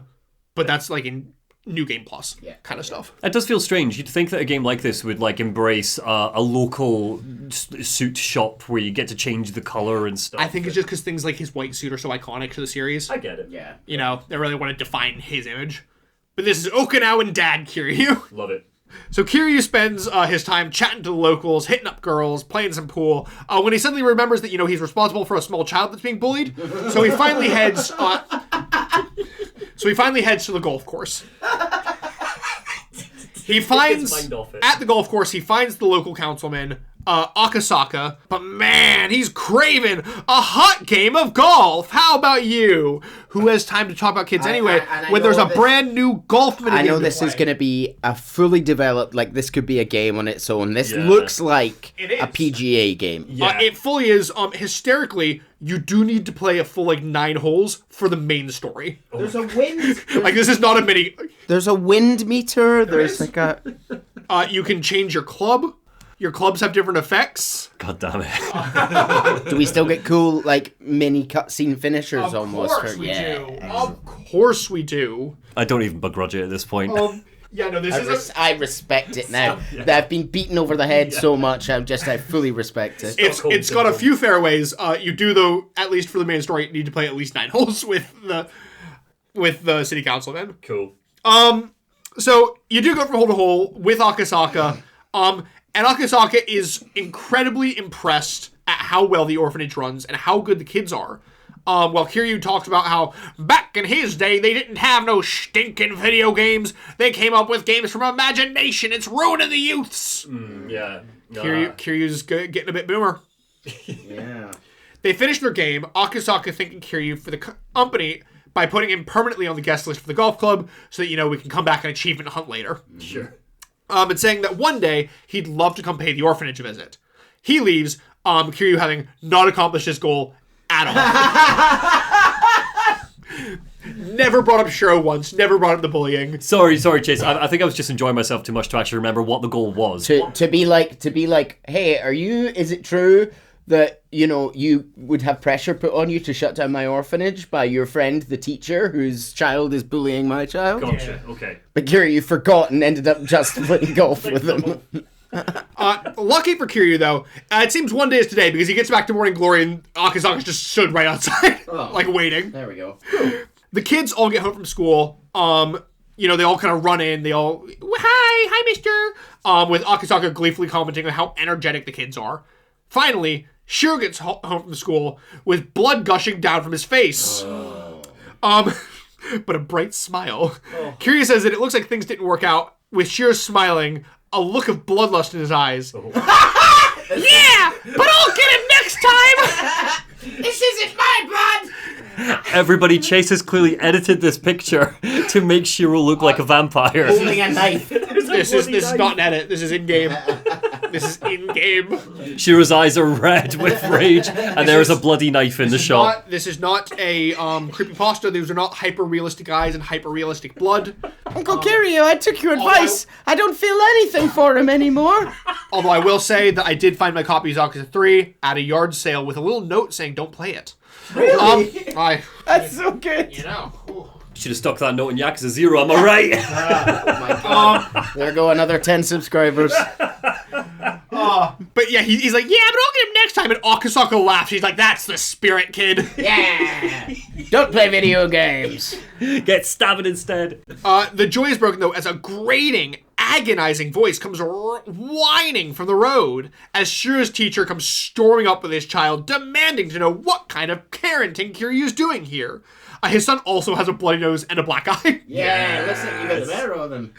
He stops, though, as Akasaka turns around and is like, hello, teacher. And he's like, oh, shit, fuck. Do we get the sense that he maybe doesn't know him as well as the teacher made out? No, they know each other very well. Just clearly the kid was lying about, my dad knows the councilman, so he's gonna it was just classic bully stuff, lying to scare him. My dad could beat up your dad, but not in this case. But yeah, no, clearly... My dad will train me to beat you up.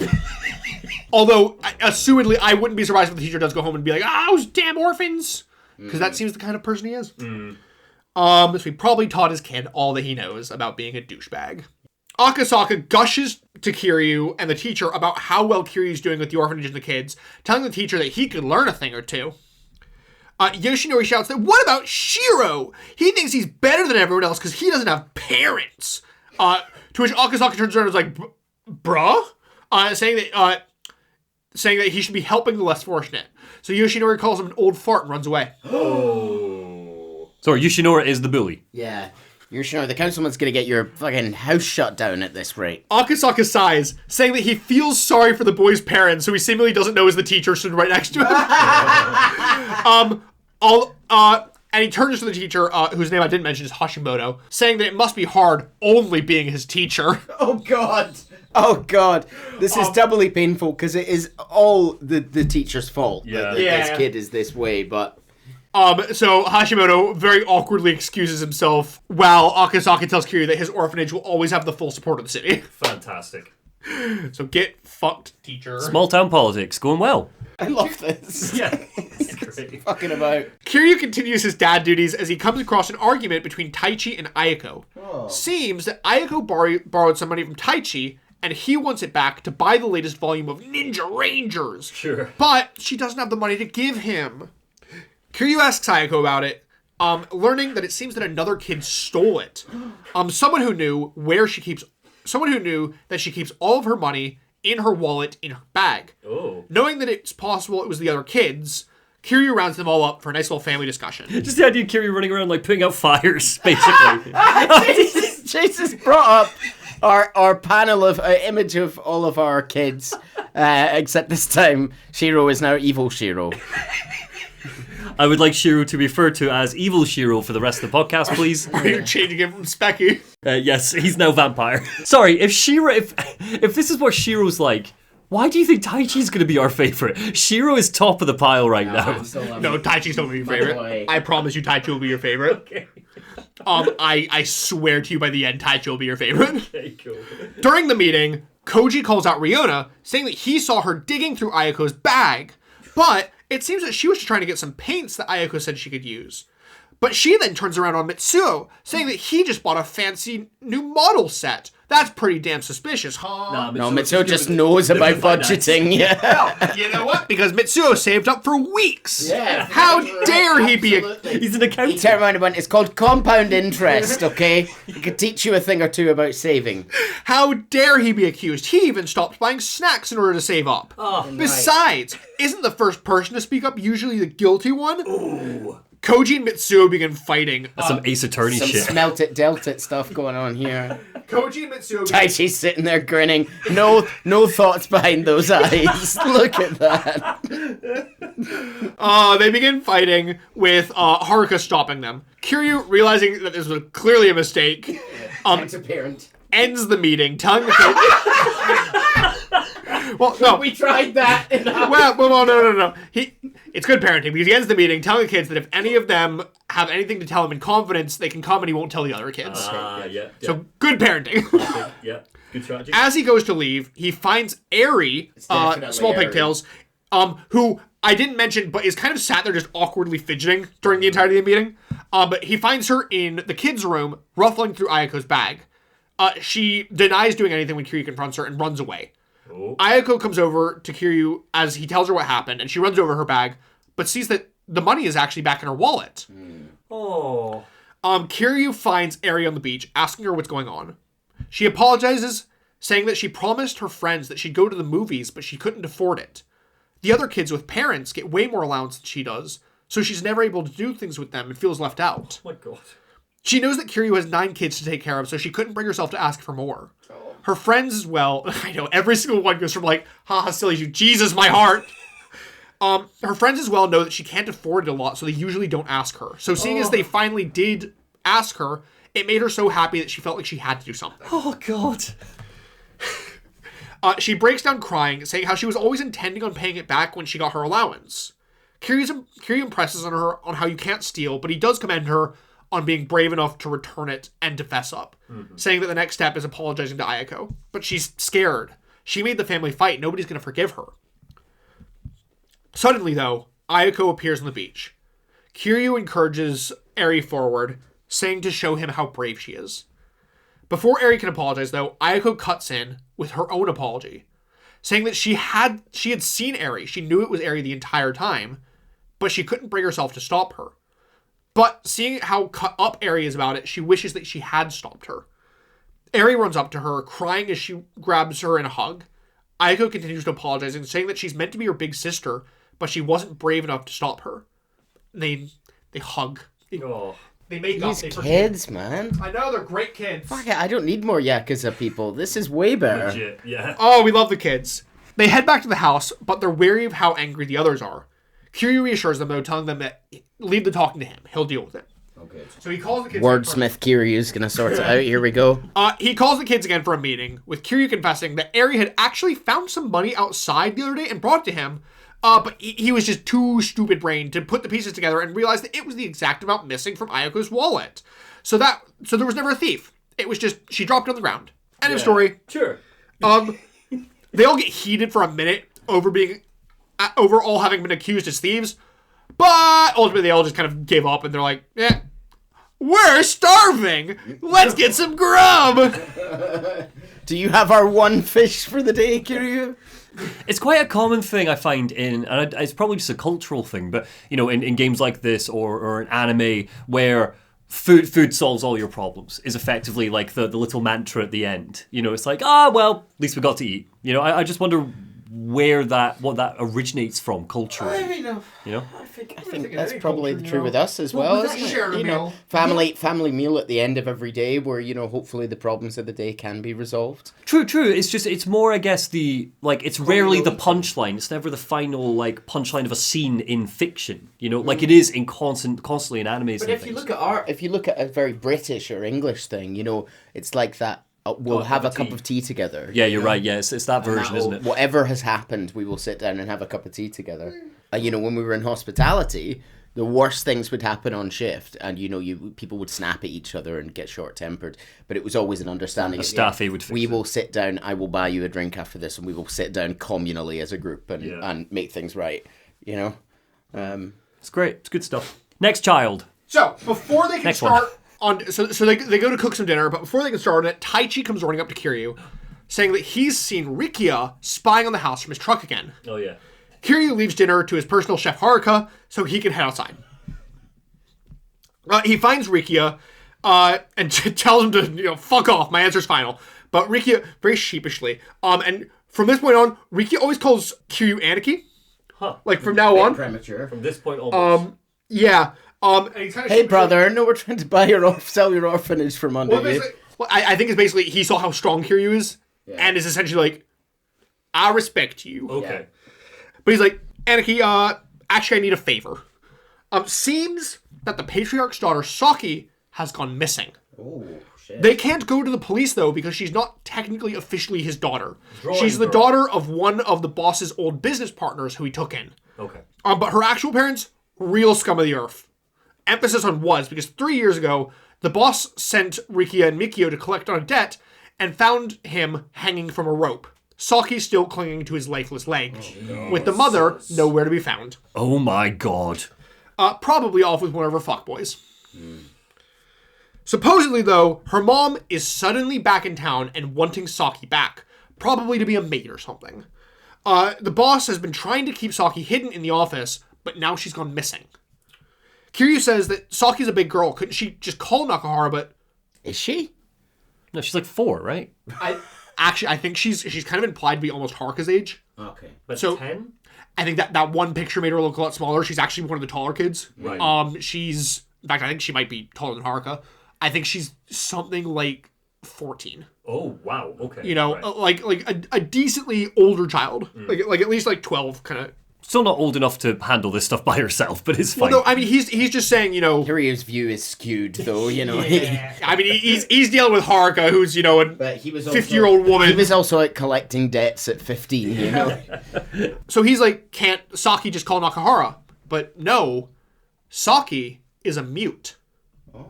Seemingly, it was mental trauma from watching her dad hang himself in front of her. so she uses her sketchbook to communicate. Oh. This game franchise loves a trauma-based disability, doesn't it? Yeah. It was Zero, right? What was her name in Zero? Makoto. Yeah, it was it. Yeah, Makoto. On to the favor. The boss is in a frenzy, tearing up the office, and Rikia needs Kiryu to help straighten him out. It seems that Nakahara took a real shine to Kiryu after he visited the office the other day. Kiryu stops him, asking why Rikia keeps calling him Aniki, which Rikia just doesn't understand because, Kiryu's this Aniki, duh. Rikia just tries to pass it off as, a whatever thing, but Kiryu's like, you're a Yakuza. I'm not anymore. I don't want my kids hearing a Yakuza call me Aniki. That's big... Nah.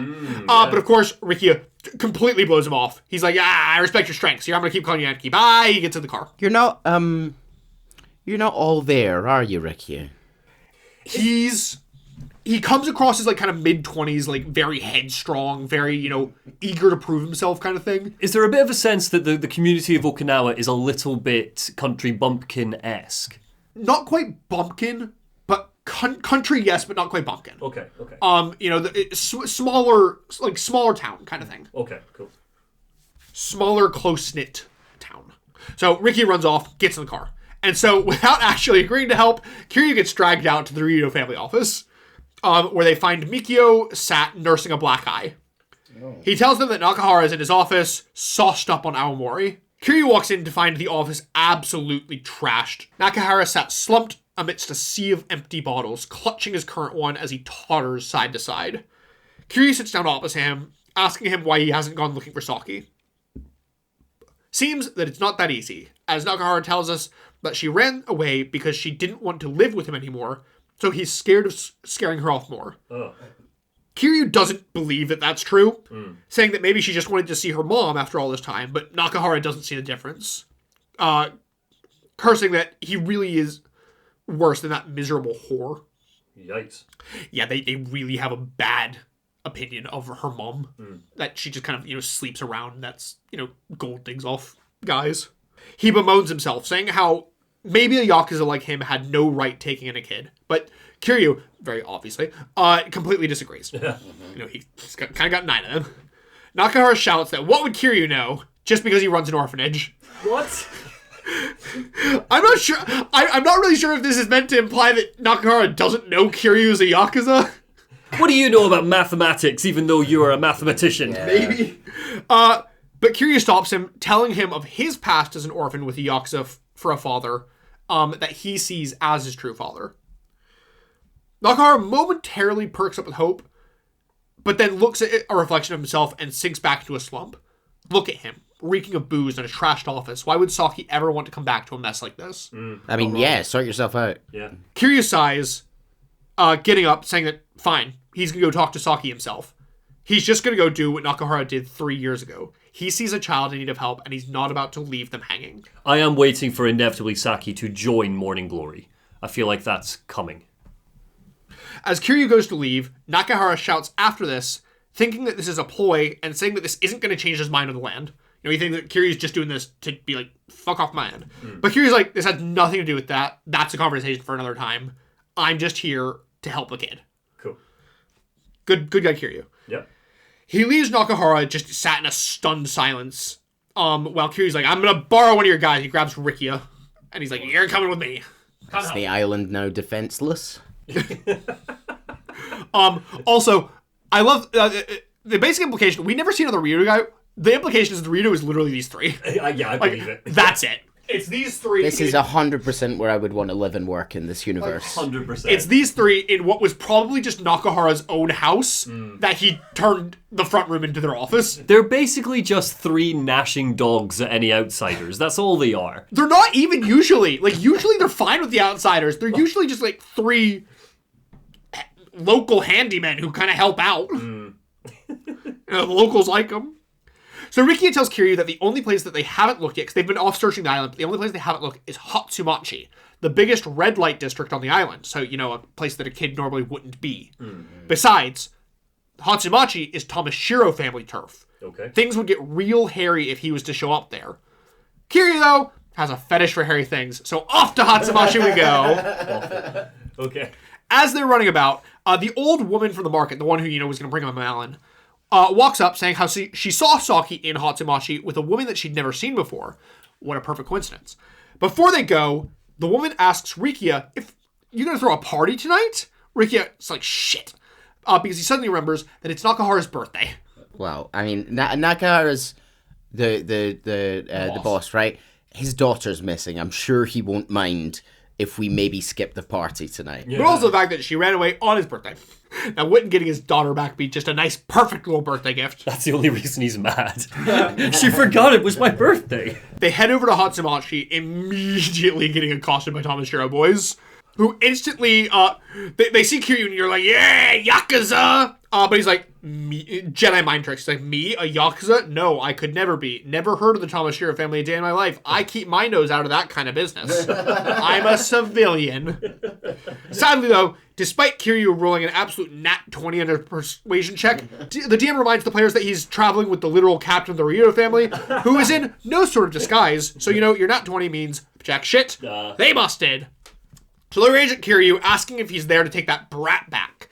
Kiryu clocks that, but before he can get the answers, they throw down. Luckily, despite his nat 20 persuasion not working, his nat 20 attack rolls work just fine. The Tamashiro men, laid to the ground, look up at Kiryu. Shit!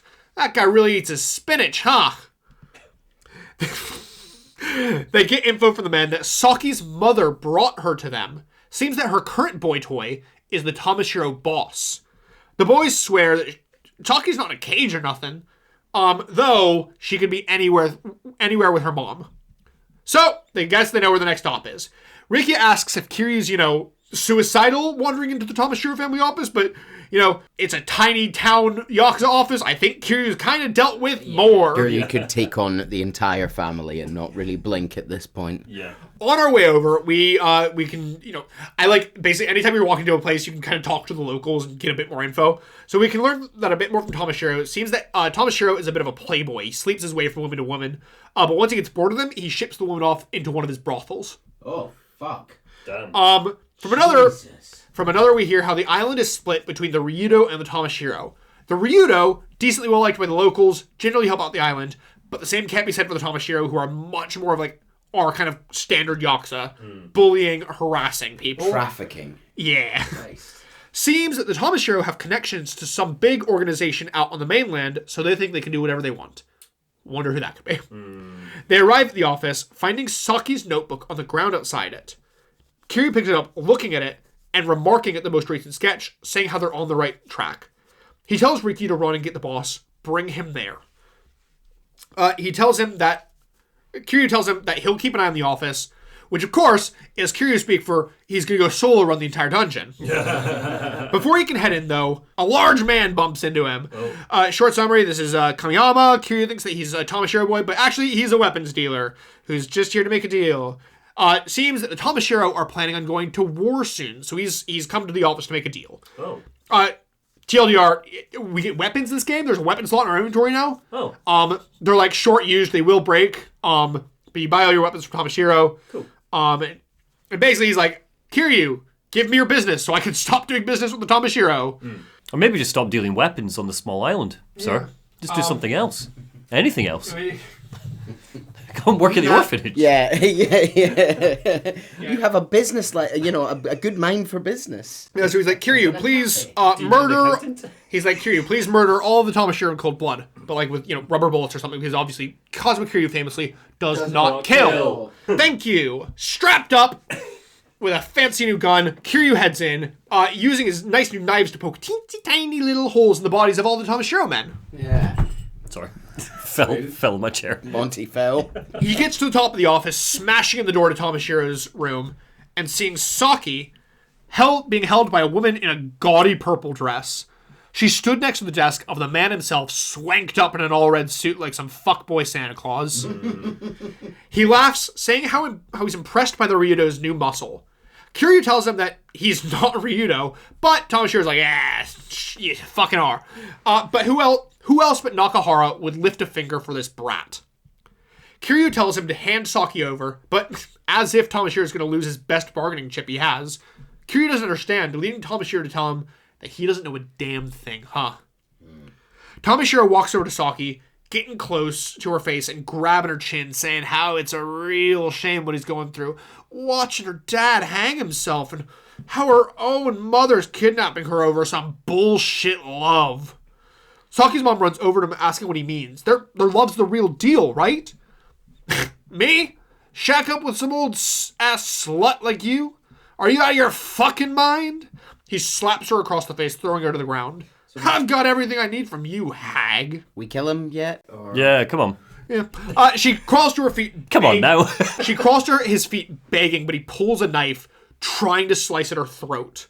But just narrowly missing as she jumps backwards. Shame. You could have used a facelift. Oh, God. I'm reminded of in American Gods when Shadow takes a break from the plot and goes to the little town for like 20 chapters, and they just unravels like a small town conspiracy. It's very much this.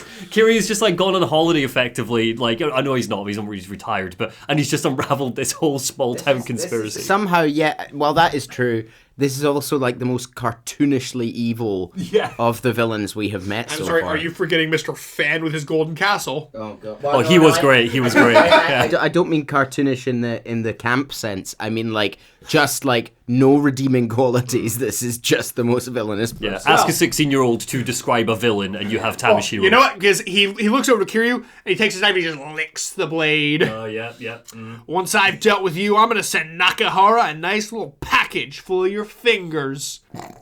Try it, pal. Kiryu sighs. Well, this is a disappointment. I'm not a fan of raising my fists to lowlifes like you, which, Kiryu, that is literally the only thing you do. That is like your main hobby, but sure. So Kiryu pimp slaps Tamashiro into the wall as Rikiya comes bursting into the room with Nakahara, clutching Saki's notebook. He looks over her with a pained expression. Kiryu crouches down, bringing himself to eye level with Saki, telling her that since she disappeared, Nakahara here has been worried sick, thinking that she didn't want to live with him anymore. He tells her that she has a choice, Nakahara or her mom. Before she can answer, though, her mom starts cackling from the floor, getting up and hobbling about, saying how she doesn't fucking want Saki. That little bitch ruined my life. From the moment she was born, everything was about her. Rikiya runs over, grabbing her, asking how selfish she could be, but she throws him to the ground, running up to Nakahara, telling him that if he wants her weighing him down so bad, he can fucking take her. Oh, God. I know, so many shit people in this game. Kiryu's the only good dad. Nakahara looks down sadly, still thinking that Saki wants to live with her mom, despite all that, saying how she's gonna have such a hard time living with someone who'd be willing to say that in front of her kid. Kiryu tells him that Saki will be just fine, urging him to look inside her sketchbook. He opens it, his face breaking and cracking for a moment, as he looks down to see a picture of him smiling, surrounded by flowers. Not sure he deserves it, but this is adorable. With the text surrounding it saying, "Thank you for protecting me." To be fair, normally he is a much... Like, I feel like we've been kind of shown two very isolated bad bits of him, but overall, very good guy. I mean, he looked after her all these years, I get it. Kiryu walks over to him, placing a hand on his shoulder. Saki is your daughter now. Isn't that right, Saki? Saki just bursts into like a big grin. She's like nodding happily. Nakahara's eyes start welling up as the tears fall down his cheeks, and he rushes over, just wrapping her in a big bear hug. I think it's adorable that they brought the book with them so she had a means of communicating too. Yeah. That's really cute. Back at the office, Nakahara gets down in just a full, head to the ground bow to Kiryu, thanking him profusely for everything, saying that in the 40 years that he's been in business, he's never met anybody like him. Kiryu tries to stop him, but Nakahara's not hearing any of it. In fact, for everything he's done, he wants to become Kiryu's sworn brother. Wow. Kiryu is shocked by that. It probably says no, right? With the door behind him opening as Riki and Mikio, who are clearly in on this, rush in already with the ceremonial cups. Be my brother, Kiryu, Nakahara pleads. Kiryu tries to stop him, saying that he left that life behind. Nakahara doesn't care, though. It's just a show of respect. That's all that matters. With Kiryu awkwardly being like, isn't that a bit selfish? Yeah, if you have a problem, I kind of have to come and help you now. Nakahara and his boys push their heads to the ground, trying to convince Kiryu. We don't need a witness or anything. It can just be this. Suddenly, a voice comes from behind Kiryu as the door slides open. If it's a witness you need, I'd be glad to oblige. Kiryu turns around, a shocked look on his face, as Daigo Dojima walks into the office. That's good stuff. But so Chase, just to pause on this for a second, I have questions about this. So the Swarm Brother angle. So obviously the last Swarm Brother that Kiryu had was Nishiki, and that was a whole thing, and Nishiki's now dead. Is it kind of common to get another Sworn Brother afterwards, or is it like you get one in this life? It depends. It's just it's just you might go your whole life never having one, or you might have, it just has to be significant. So it is just like a best friend thing where it's like, I have 50 best friends. You can have as many as you want. Not at the same time. Yeah, I don't think that you usually would have more than one at the same time. Okay. I think usually, because it's like the highest show of respect, because it's like in the Yakuza, it's like we will always have each other's back. We're gonna, really be bonded here. Okay. Fair enough. Which is why it's a big betrayal with the ones that we've seen in the past who, went back on that. Anyway, Daigo's here. He sits with them greeting Kiryu, who looks like, why the fuck are you here? And he's like, we've come to look into a family matter resolving the land deal for the Okinawan resort. Kiryu is shocked that Daigo's involved with that. But to be more specific, it's actually a small Tojo offshoot family in Okinawa that's dealing with it. The Tamashiro. Oh, they're Tojo. Dear. They were a family originally founded to give the Tojo a footing on the island. And Kiryu's just slapped their boss around. Well, so it seems that the Tojo never actually approved of the land deal. Tamashiro was doing it behind Daigo's back at the personal request of Minister Suzuki. Oh. Now, normally the Tojo would stay out of their branch family's doings, autonomy and all that. But it seems that the Tamashiro were using questionable methods to get hold of the land. Mugging people for their deeds and stuff like that.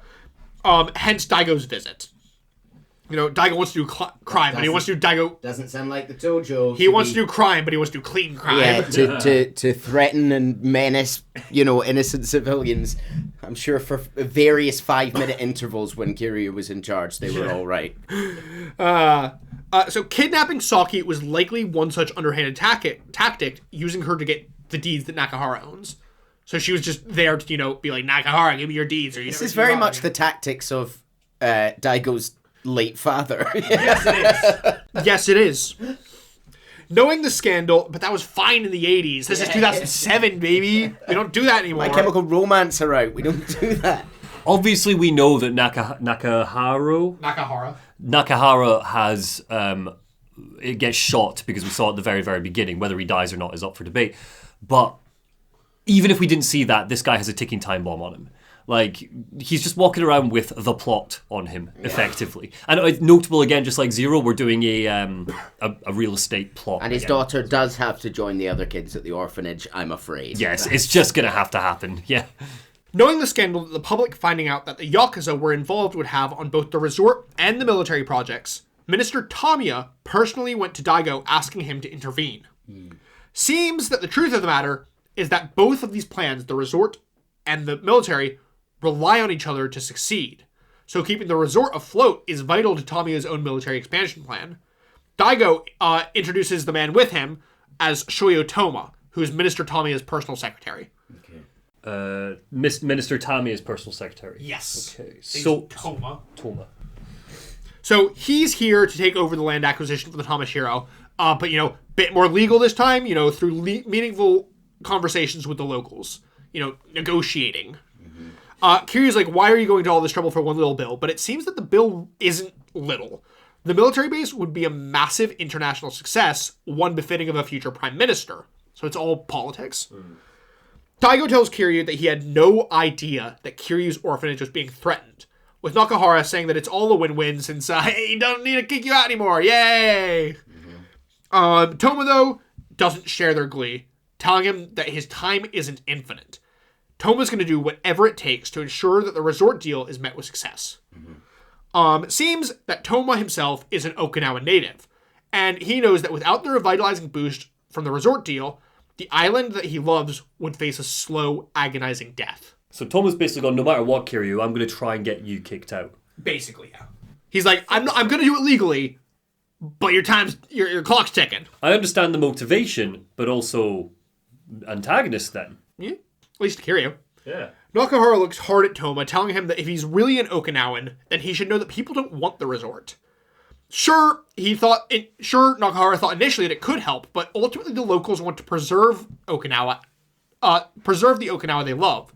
Turning it into a tourist town would just ruin it. Toma sees it differently, though. To Tokyo, Okinawa is just an insignificant speck of dirt. If sacrificing a few acres of land is the price to change that, he's willing to pay it. Nakahara looks hard at him, telling him that the Okinawans aren't likely to budge as easily as he thinks. And he leaves Toma with a conflicted look. With that, Daigo apologizes again for the trouble and gets up to leave. Kiryu stops him, asking him that if the Tojo ever decide to come for his land, give him a heads up, yeah? Daigo chuckles, saying not to fear. As long as he's chairman, he promises the Tojo will stay away from Okinawa. He knows that incurring the wrath of Kazuma Kiryu would be the last thing he did. Be a real shame if some dickhead came back from the death and ruined that, eh? He laughs, saying that Toma's dreams for Okinawa can wait until he's prime minister, and they'll all be old men by then. Kiryu smiles, saying that even then, he's not going to be a pushover. Ha ha ha. Daigo smiles, bowing to Kiryu. Until next time, fourth chairman. As Daigo leaves, Nakahara kind of picks up his cup and he leans back and he awkwardly kind of looks over at Kiryu. So, my fourth chairman, he didn't mean of the Tojo, did he? Kiryu just sits there very calmly, taking a sip. He's like, what if he did? Do they become blood brothers? They do, yes. Oh. Yeah, so they do swear an oath. Okay. So Nakahara goes into a full panic, saying that anybody who's how anybody has heard the legends of the fourth chairman, the Dragon of Dojima. Kiryu chuckles. Well, the next time you want to pick a fight, maybe do a bit of research first, brother. Got him. And Nakahara's like, damn, look at me, swearing an oath with the biggest fish in the Yakuza Sea. Kiryu smiles, downing his drink. You never know what life is going to throw at you. I'm coming around on Nakahara a little bit. I'm here for this. Oh, from here on, he's great. Yeah, I like this little relationship. It's cool. Especially now that they're they give, that real, they trust each other. I'd also, very quick, brief thing. So Nakahara and Kiryu are Kyodai. These are, sworn brothers. This is, they took an oath, a real thing. Rikia calls Kiryu Aniki, which also means brother, kind of more specifically older brother. Right. That's more just a show of respect. You see a lot of lower Yakuza calling their bosses Aniki kind of thing. Cool, yeah. Just as kind of a show of respect. So if Kiryu gave Rikia an order, Rikia would follow it now, like that. Chapter 4. The Man in the Sketch. 1 year later, March 2009. Are we present day now? We return to the scene from the prologue. Fantastic. Nakahara has just been shot, and Kiryu, Rikia, Mikio, Haruka, and Saki are in the hospital. Saki has just shown Kiryu the picture of the shooter, a face very familiar to him, that of his dead father, Shintaro Kazuma. The phone rings. It's Kashiwagi. Kiryu tries to tell him how now isn't a good time, but Kashiwagi cuts in, telling Kiryu that Daigo has been shot. He doesn't have all the details, just that it happened in his office, and that the shooter was the spitting image of Patriarch Kazuma. He tells Kiryu that he'll let him know if he learns any more, and hangs up.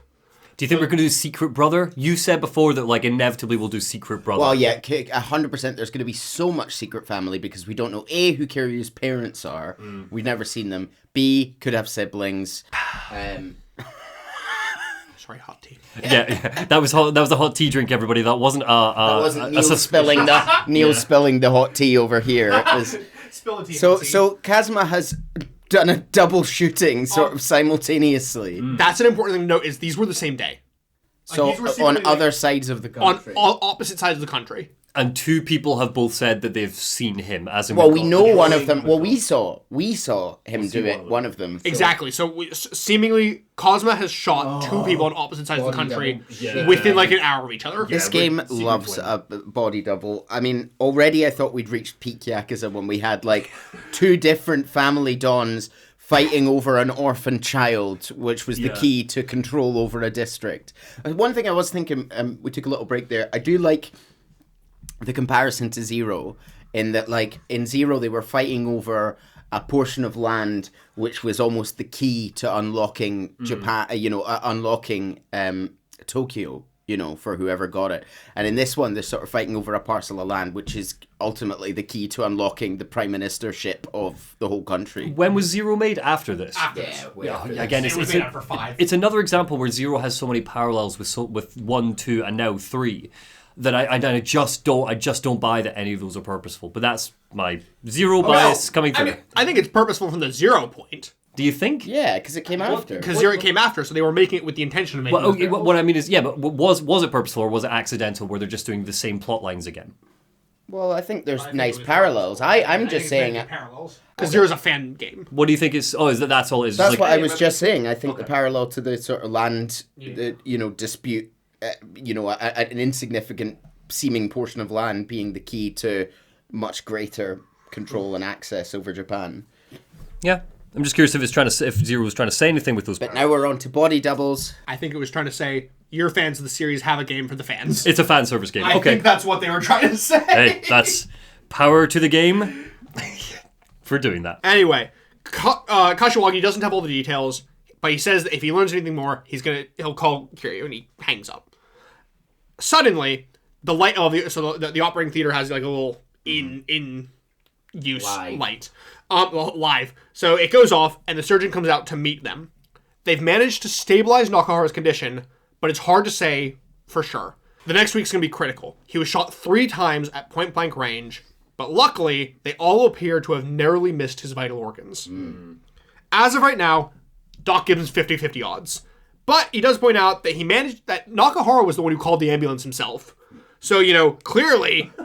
He doubts that Nakahara's ready to die yet. Hey, not to bother you guys, but I think I've been shot about 4 times in the stomach. Hey, is that Joey? Yeah, remember, I helped you with your boiler last year. Yeah. Again, I love the idea that Okinawa has like 20 people living in it.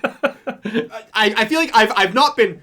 It's a decently big city. Yeah. Like, it's probably population a couple thousand, at least. Like, it's decently large. Whilst I hate Kazuma, this is very compelling, the idea that he was in 2 places at once. I think that's just a great mystery, and I'm so interested in that. Later that night, Kiryu sits on the bench, looking out over the ocean. Haruka comes to join him, just having put the others to bed. She asks if he's going back to Kamurocho, but he responds that he doesn't know. He has a life in Okinawa now, responsibilities. He can't just drop all that to go back to, the Tojo. That's right. Haruka looks worried, saying that if he doesn't, though, are they going to lose the orphanage? Kiryu doesn't have an answer for that. Just saying that all he knows for certain is that whatever's going on, Kazuma was after the deed to the orphanage. Suddenly, Rikia shows up. Which I think every time I've gotten a screenshot of Ricky, he's always saying Anarchy. I think every single time. I appreciate that. I fucking love Rikia. Rikia shows up, begging Kiryu to take him with him to Kamurocho. Kiryu's like, slow the fuck down. Who's gonna take care of Saki if you leave? He's like... Haruka, probably? Yeah. Well, that's when Haruka pipes up and she's like, I'll do it. I'll take care of Saki. Everybody needs a Haruka. Between school and my full-time job, I'll add another kid into the mix. She tells Kiryu that Saki can come stay at the orphanage. There you go. Fantastic. She's probably been lonely anyway with her dad in the hospital, so spending some time with other kids could be good for her. Mm-hmm. Kiryu's apprehensive, but Haruka fixes him with that hard look that she does. She's like, look, Uncle Kaz, I've trusted you all these years. This time, you need to trust me. Hearing this, Rikia begs again, saying that he promises that he's not going to get in Kiryu's way, and he bows. Putting his trust in Haruka, Kiryu looks over at Rikia and is like, fine, come along. He walks over, placing a hand on his back. We leave Okinawa tomorrow night. Go to the office, pack up your things. So Rikia, very clearly excited to go on a holiday with his bro. It was very much... seemingly partially what he thinks. He's like, holiday with bro. Big smile, and he excitedly runs off. I cannot wait for Rikia to meet Majima. I just want to know what that looks like. I think I've been able to put my finger on why I'm enjoying this one significantly more than the others. And again, I really liked 1 and I really liked 2.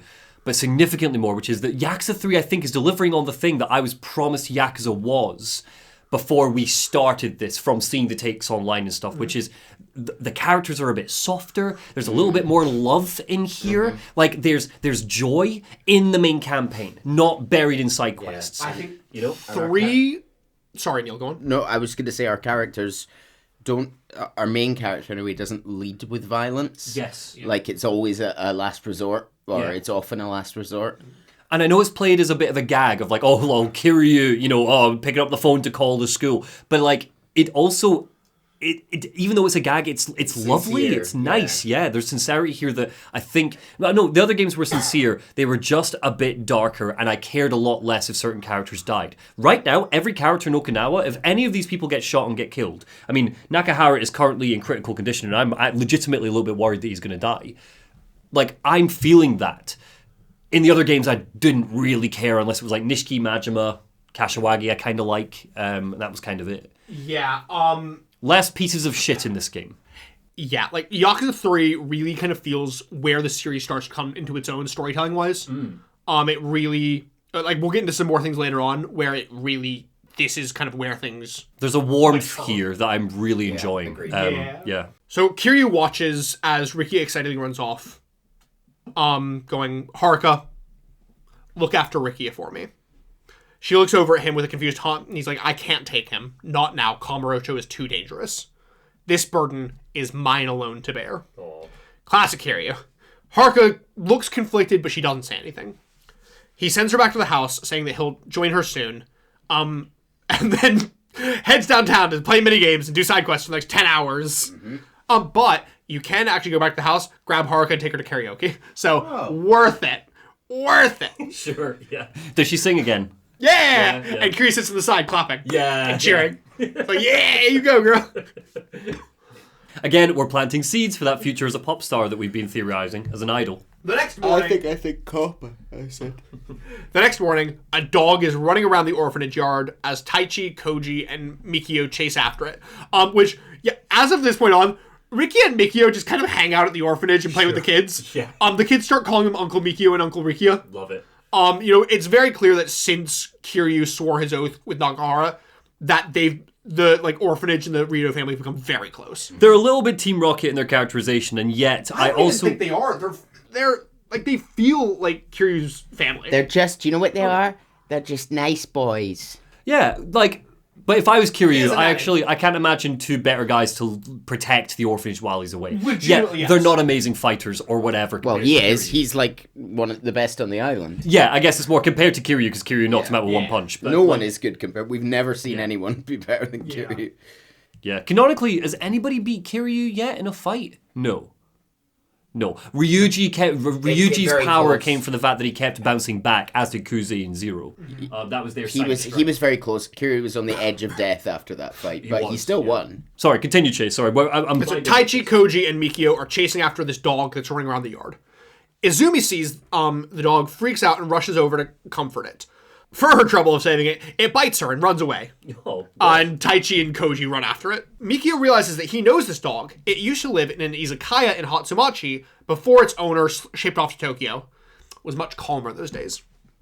Izumi, we also learned, used to have a dog. Izumi is the youngest. She's the youngest, yes. And she asks Kiryu if she can go look for the dog. Kiryu's like, sure, I'll go with you. Taichi and Kyo come back exhausted, having lost the dog, but saying that it ran downtown. So a little field trip off to downtown with Izumi. Right outside the gate, Kiryu runs into Mitsuo, talking to a strange man, going, I already told you I don't want no ice cream. The guy's like, what the fuck you want about it? I'm not trying to sell you ice cream. And Kiryu's like, let me see him. Kiryu, muscle walks up to the guy who's trying to sell his kid ice cream. TLDR, the guy's name is Yonashiro. He's a part-time beach ice cream dealer, part-time weapons master. Kamiyama, the weapons guy, sent him to come train us in weapons. Train the kids.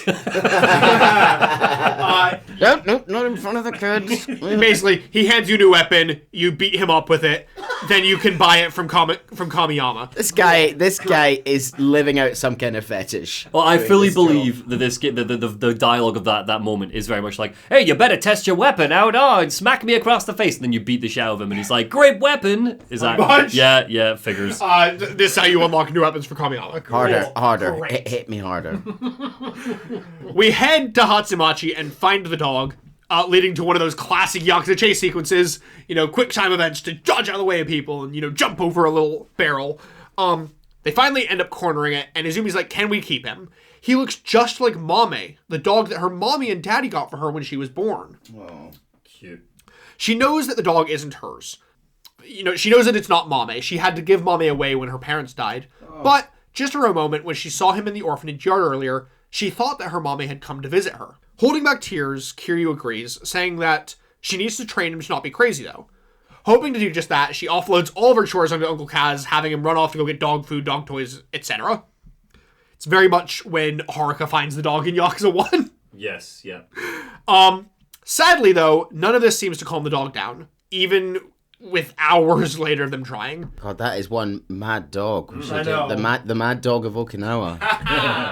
Mikio sees Kiryu getting frustrated and is like, bro, go take a walk. Clear your head. I'll watch Izumi. Kiryu goes circles around the block, comes back to see them still trying. Izumi asks her uncle Mikio if he'll build Mame a new doghouse, which he confusedly agrees to, also asking if she's given the dog a name. Suddenly, though, a couple of Tamashiro grunts show up, telling him to scram! That building in front of his Tamashiro property. They look over, seeing Mikio. Well, if it ain't the Ryudo's resident fat ass! They slug him in the face. Okay, violence is never acceptable. You know what else is not acceptable? Fat shaming. Come on, gents, we're better than this. Of a 6-year-old child. Yeah. Yeah. Izumi rushes over to Mikio, but he's like, nah, fuck, get out of here. So she runs over to Mame, trying to be like, come on, we gotta get out of here. But Mame kind of gets low and he snarls. And he's like, I'm not going with it. When suddenly he rushes forward and he chomps down into the ankle of the Tamashiro guy.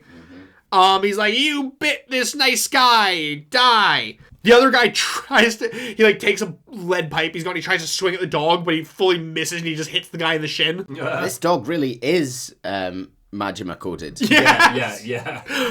Then off on the side, of police is like, what's going on over there? And he runs over and they all run off. Okay. Kiryu finally decides to, stop just watching all this go down. And he comes over asking if Mikio's okay. Mikio apologizes, saying that he should have watched over Izumi better. Sorry, are we going to Kamurocho at some point? Yeah, I thought, what the fuck is going on? I thought this was happening while... Why are we trading a dog? Don't you want more family stuff? No, I'm not complaining. I'm just saying it's... I know what's happened to Daigo. No, so this is the next morning. His flight's in the evening. So he's doing all this before his flight. So he woke up and he went, right, I've got to be at the airport for 7 if the flight's at 9. I've got time for at least 4 side quests. Yeah. Oh, it gets better. Kiryu turns to look at Izumi, but she's busy panicking over where Mame's gone, but he's not far, running over to lick at Izumi's hand. Chase quickly cut to the next slide, and it's a picture of Haruka at karaoke having a great time. In classic fashion, a couple of times, slides behind. There's the dog. Oh, yeah. There's Mame looking at Izumi's hand. Oh, Mame's like a Shiba Inu. He's like a little Shiba Inu. Yeah. This is for anyone listening along, and we never complain about this because it's you don't notice it until it happens, until afterwards. We frequently experience these games not realizing there are visuals to accompany what's being said until Chase goes, "Oh, few behind." It's okay. You don't know what you're missing if you don't have it. You know. While you're looking this up, we have started hitting over 100,000 views a month on YouTube, which is absolutely crazy. Mm-hmm. And thank you to everyone who's been watching. We still know that there are a lot of people who watch and don't subscribe, and that's cool. It's an effort. I'm bad at subscribing to things too. But if you ever listen to this and you go, I can tolerate this a little bit more.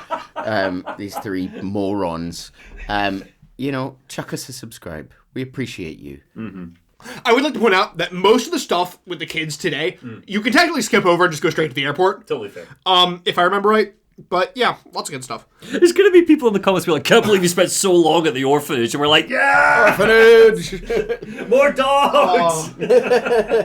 Fuck Kazuma. Don't care about his plot. Mikio looks at Izumi and Mame, chuckling and smiling to himself. A doghouse, huh? I can build stuff, sure, but... Oh he's the southern. That wasn't intentional, but he's the southern one now. Yep, there we go. A doghouse, huh? I can build stuff, sure, but I don't know if I can build that. I think I could have a good go at a doghouse. I've never built anything. And she goes, what? But Uncle Mikio, you promised, didn't he, Mame? Everybody laughs. The dog goes, yes, child. And they all laugh. Are we going to come back and there's going to be a doghouse built? Please. Please, Chase. Please. Not immediately, but eventually, yes. Eventually, yes. Eventually, yes. There is a doghouse. Yes. This is acceptable to me. This one is main story, actually, now that I say that. I think everything from now on isn't. I think everything from now on is... It's fine. Bring him on. Not for us. I'm ready for the Kiryu heads back to the orphanage, Yeah. where he finds Riki is waiting outside for him. He tells him, we never agreed on a time to meet. Kiryu absolutely flounders. He's like, I guess the flight's going to be at 8. And Riki's like, you guess? Shouldn't you have booked the flights by now? Yeah. And wait, that's late. We're not going to get into Tokyo until 1. Wait, what? So Kiryu has not booked his plane tickets. He's Is that meant to be flying a 6-hour flight to travel the distance of England to Scotland? I don't know if it is that distance. I think the Japan north to south is a lot. Oh, I was thinking it was like UK Well, size. I think it's more they're gonna like land at like 11 and then you have to get a taxi and they're not gonna get into Tokyo. And also, we are all discounting my bad. We're forgetting the fact that you can't walk 3 feet in Kamurocho without being interrupted. So by the time they get there, it will be 1 a.m. Exactly. So Kiryu, I thought this was a ploy to not have to bring Riki. He has actually just forgotten to book tickets. I think Kiryu is absolutely the kind of person who shows up at the airport and goes, I'll take 1 ticket, please. Like it's the bus. Like a movie, yeah. Like it's the fucking bus. Haruka normally does that sort of stuff for him, I'd imagine. So. And she's busy. Oh my God! Is she about to book the tickets? Jeez. Riki laughs, clearly excited. Clearly very excited. He's like packed his little backpack. He's ready to go.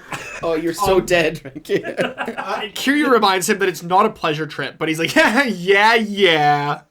Anyway, he's decided that he's just gonna stick around the orphanage until they leave. Yay! But in the meantime, check out those 2 lovebirds over there. Is this mean girl an accountant? Mitsuo and Riona. Those are the ones. We see Mitsuo trying to talk to Riona, saying how he got 2 free movie tickets from a friend of his whose dad owns a local movie theater. Oh, wow. But she fixes him with a cold sneer. Are you sure you didn't beat them out of him? You were correct on Mean Girl. I mean, it's pretty badass if Mitsuo did beat the tickets off that guy. He flounders, but regains his composure. I love anytime that Mitsuo is a little anxious when he flounders all the time. He like kind of shuffles. He like wipes his sweaty palms in his hands. He like rubs his hands together. Bless. He's an anxious little kid, but we love him. Been there, brother. Been there, Aniki. He flounders, but he regains his composure, saying that the tickets expired today, and he's in big trouble if he doesn't go. Oh. She's like, so just go? He's like, well, I was going to, but none of my friends can go today. So she's like, so then go alone. He's like, well, and he looks at her. He's like wiping his hands. But Riona, will you go with me? She fully bluntly turns him. She's like, no, I got plans. Bye. And she just walks off. And I love the children in this game. Their walk animations. It's like toy soldier, like stiff-limbed, like action figure. Like action figures. They walk away, arms swinging, their legs like... Phenomenal. Oh, it's so good. So she like does all that, little hightails out of there. She's like, go with Shiro or someone.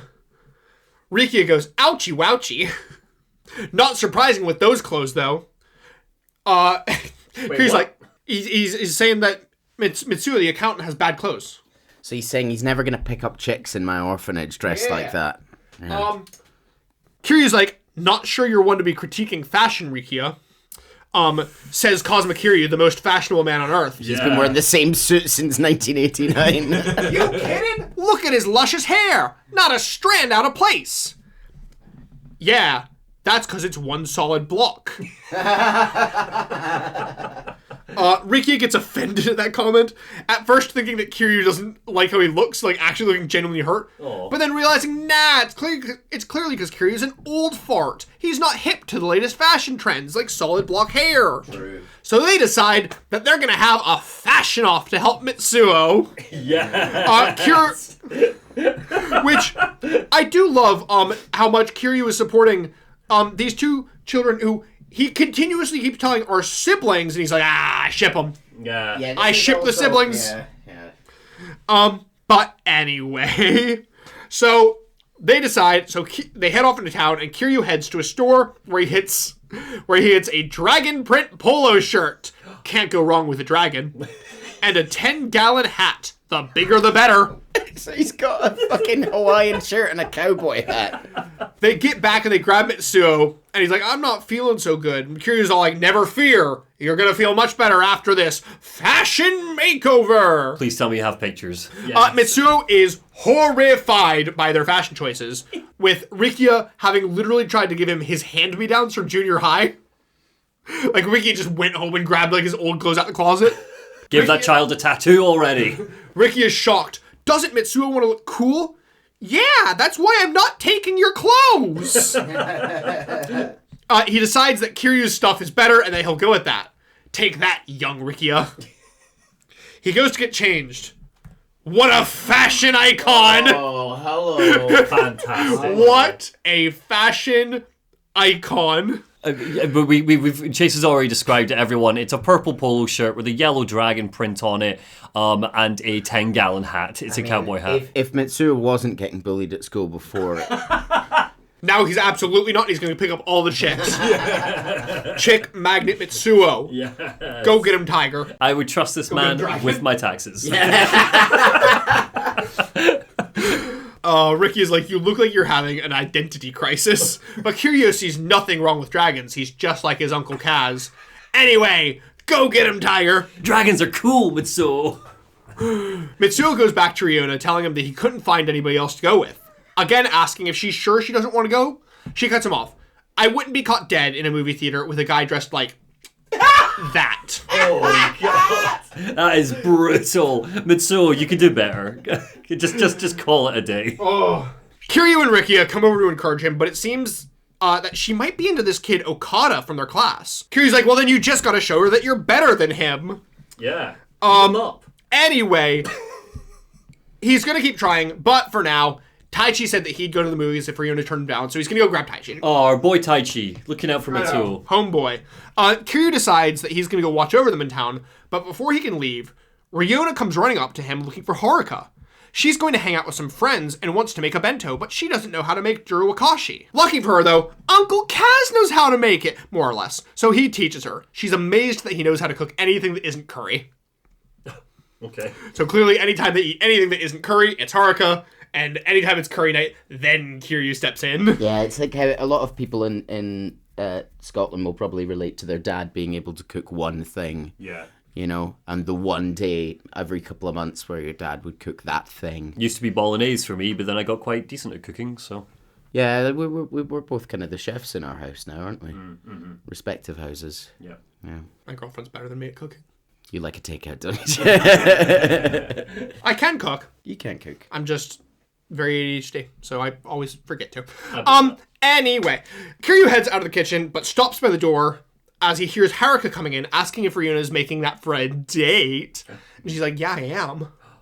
Is it with Mitsuo? Ryona looks absolutely horrified by the thought of that. Oh, Haruka tries to backtrack. Oh, well, I think you two would be good together. Ryona strongly cuts Haruka off. Look, it's never gonna happen, Haruka. I just can't see myself dating a black guy. Neil is left. And I don't know what to say. Sorry. Chase. What? Chase. You've ruined it. We were really enjoying this. Wow, Ryona sucked. Scoring out Mean Girl, writing racist. This entire subquest is one of the most infamous in the series. Oh, God. The Discord has lovingly nicknamed Ryona the CEO of racism. Yes! Ryona! I'm writing that in the book. Yeah, it's CEO. It's real bad. Holy shit, you could have given me a list of 50 things to guess. I thought it was going to be like he's a nerd or... That was so shocking, I had to take a minute. What do we do with this? What do you want from us? I guess we're going to teach Ryona not to be a racist. Hopefully. No, apparently not. It seems... What does Haruka say to this response? Is she like, yeah, I get it? Or is she like, no? Haruka and Kiryu are shocked and appalled. Right. And Ryona runs off as Kiryu watches on, thinking to himself that isn't how he raised her. Yeah. Yeah. Whew. Taichi enters, saying that Ryona almost ran into him. Kiryu's confused why he's here, but seems that once he heard from Mitsuo that it was some gross love story, he didn't want to see the movie anymore. Fair. My boy just wants mud and worms. Anyway, Mitsuo walked off all sad over that towards downtown, so Kiryu goes running after him. Wait, did Mitsuo overhear the dating a black guy thing? Oh no, he's just upset that he's Tai just Chi upset doesn't want that- to see the movie. He's just upset that nobody wants to go to the movie with him. God bless him. So, If this ends with Kiryu going to the movies with him, I'm so here for it. We've got a plane to catch. We got time. Kiryu finds him downtown spying on Riona and her friends. She's with Okada, the rich kid that Riona likes, as he's bragging about all of his dad's properties, saying that they should go hang out at a pool at one of his hotels. One of the girls like, nah, Riona's got a gross burn on her arm. She's probably too much of a wimp to go swimming because then people would see it. Oh God, so horrible. Riona has a gross burn on her arm. She does. One of the other kids starts trying to rip Riona's shirt off, saying that he wants to see how gross it is. He pulls up her sleeve, showing everyone. Okada looks at it, and then he looks at her. You're disgusting. Oh God. So kind of sucks. They all suck. Yeah. She falls to the ground, sobbing. Oh. When suddenly, Mitsuo sprints towards them. You'll pay for that! He slugs Okada in the face, but gets a swift punch back from one of the other kids. Right. The other girl runs up to Okada, saying how, you orphans are all the worst! You pesky orphans. I think that's the plot of Oliver. They storm off as Mitsuo goes to check on Riona. She looks at the ground, wiping her tears. Mitsuo, you don't think it's gross? He hurriedly tells her that, no, of course he doesn't. And besides, look at him. He doesn't even have to go outside and he's the darkest kid in town. That's way weirder than any scar, huh? So I think that I don't know. I don't know if that's racist. Is that Yes! racist? Well, I mean, It's racist when you think that a bunch of not black people wrote that line. That's a good point. Yeah, okay. I was gonna say because I just thought it's Mitsuo just acknowledging that he is like there's not many black people around. I mean, yeah. it's fair enough to make an awareness of that, but when he's like, my skin's so weird. This franchise is Worse than your especially given its history from our perspective on race. Yeah. In the recent games that we've covered. No, you're right. Yeah. Let's not give it the benefit of the doubt. Yeah, it's lost the benefit of the doubt by 3. Yeah, she looks up with him. She looks up at him with like a bra face, and he's like, oh, "Bad joke, huh?" Which nice level of self-awareness, RGJ. I feel like they were trying to make a joke, and it's just real cringe. She apologizes to him, getting up and running to him, wrapping him in a hug as she cries. They head back to the house, and Riona helps him tend to his black eye. I've written wholesome. Is it? I don't know. I don't know how to feel about any of this. Can we move on? Yeah, that's the worst part of the game. Can we I get back to promise. the cute kids? We're on. Everybody was very excited for your reactions to that. I don't think that they'll be disappointed. But yes, that is the worst part of the game. I don't know what to say about it. Any of it. Anyway, Kiryu arrives back at the orphanage, telling Rikia to run off and get his bag. Their flight is soon. He then goes off to the beach to play baseball with the kids. No, he doesn't. Yeah, he's playing baseball with the kids. I think I've transitioned into the you role this time, Monty, because I'm like, I just want to hear about Daigo. What happened to an hour ago when you said you want all the kids? I take it back. I mean, I do in general, but the crucial stuff is happening now. No, he's playing baseball with the kids. And while they're playing, they notice that there's a kid sat on the side who's seemingly watching them. Oh, another one to add to our collection. Haruka's like, boys, go and see if he wants to play with us. So they all run over, they introduce himself, and his name is Akira. He's nervous to play, though, because he's bad at sports. He always gets picked last in PE. But they don't care. They're excited to teach him. They want him to come play with them. Do they not know him? They must all go to the same school. Yeah. Unsure. They don't seem to know him. Besides, they were just saying they needed another guy. He looks really excited that they want to include him. Like he's never been included before. So he runs off to play with them. Kiryu, hits a few flies for them and they all run off and they catch it. It's great. It's an actual baseball minigame. You have to hit it and like the kids run off after it with their hands all in the air. Just the idea of Kiryu like smacking balls into the sun and the kids going like, what do you expect us to do? Then they go play for real, putting Akira on right field, because, that's the one that they say is easiest for newcomers. Cool. And they're real patient, and they teach him, and it's wholesome as fuck. Suddenly, Haruka runs over to Kiryu. Something's happened to Akira. We flash forward, and they're all back at the house. Akira's mother has shown up and is fuming that anyone would let her precious Akira play something like baseball with such ruffians. Oh, God. Koji explains to Kiryu that Akira had tripped and hit his head while he was running for a fly.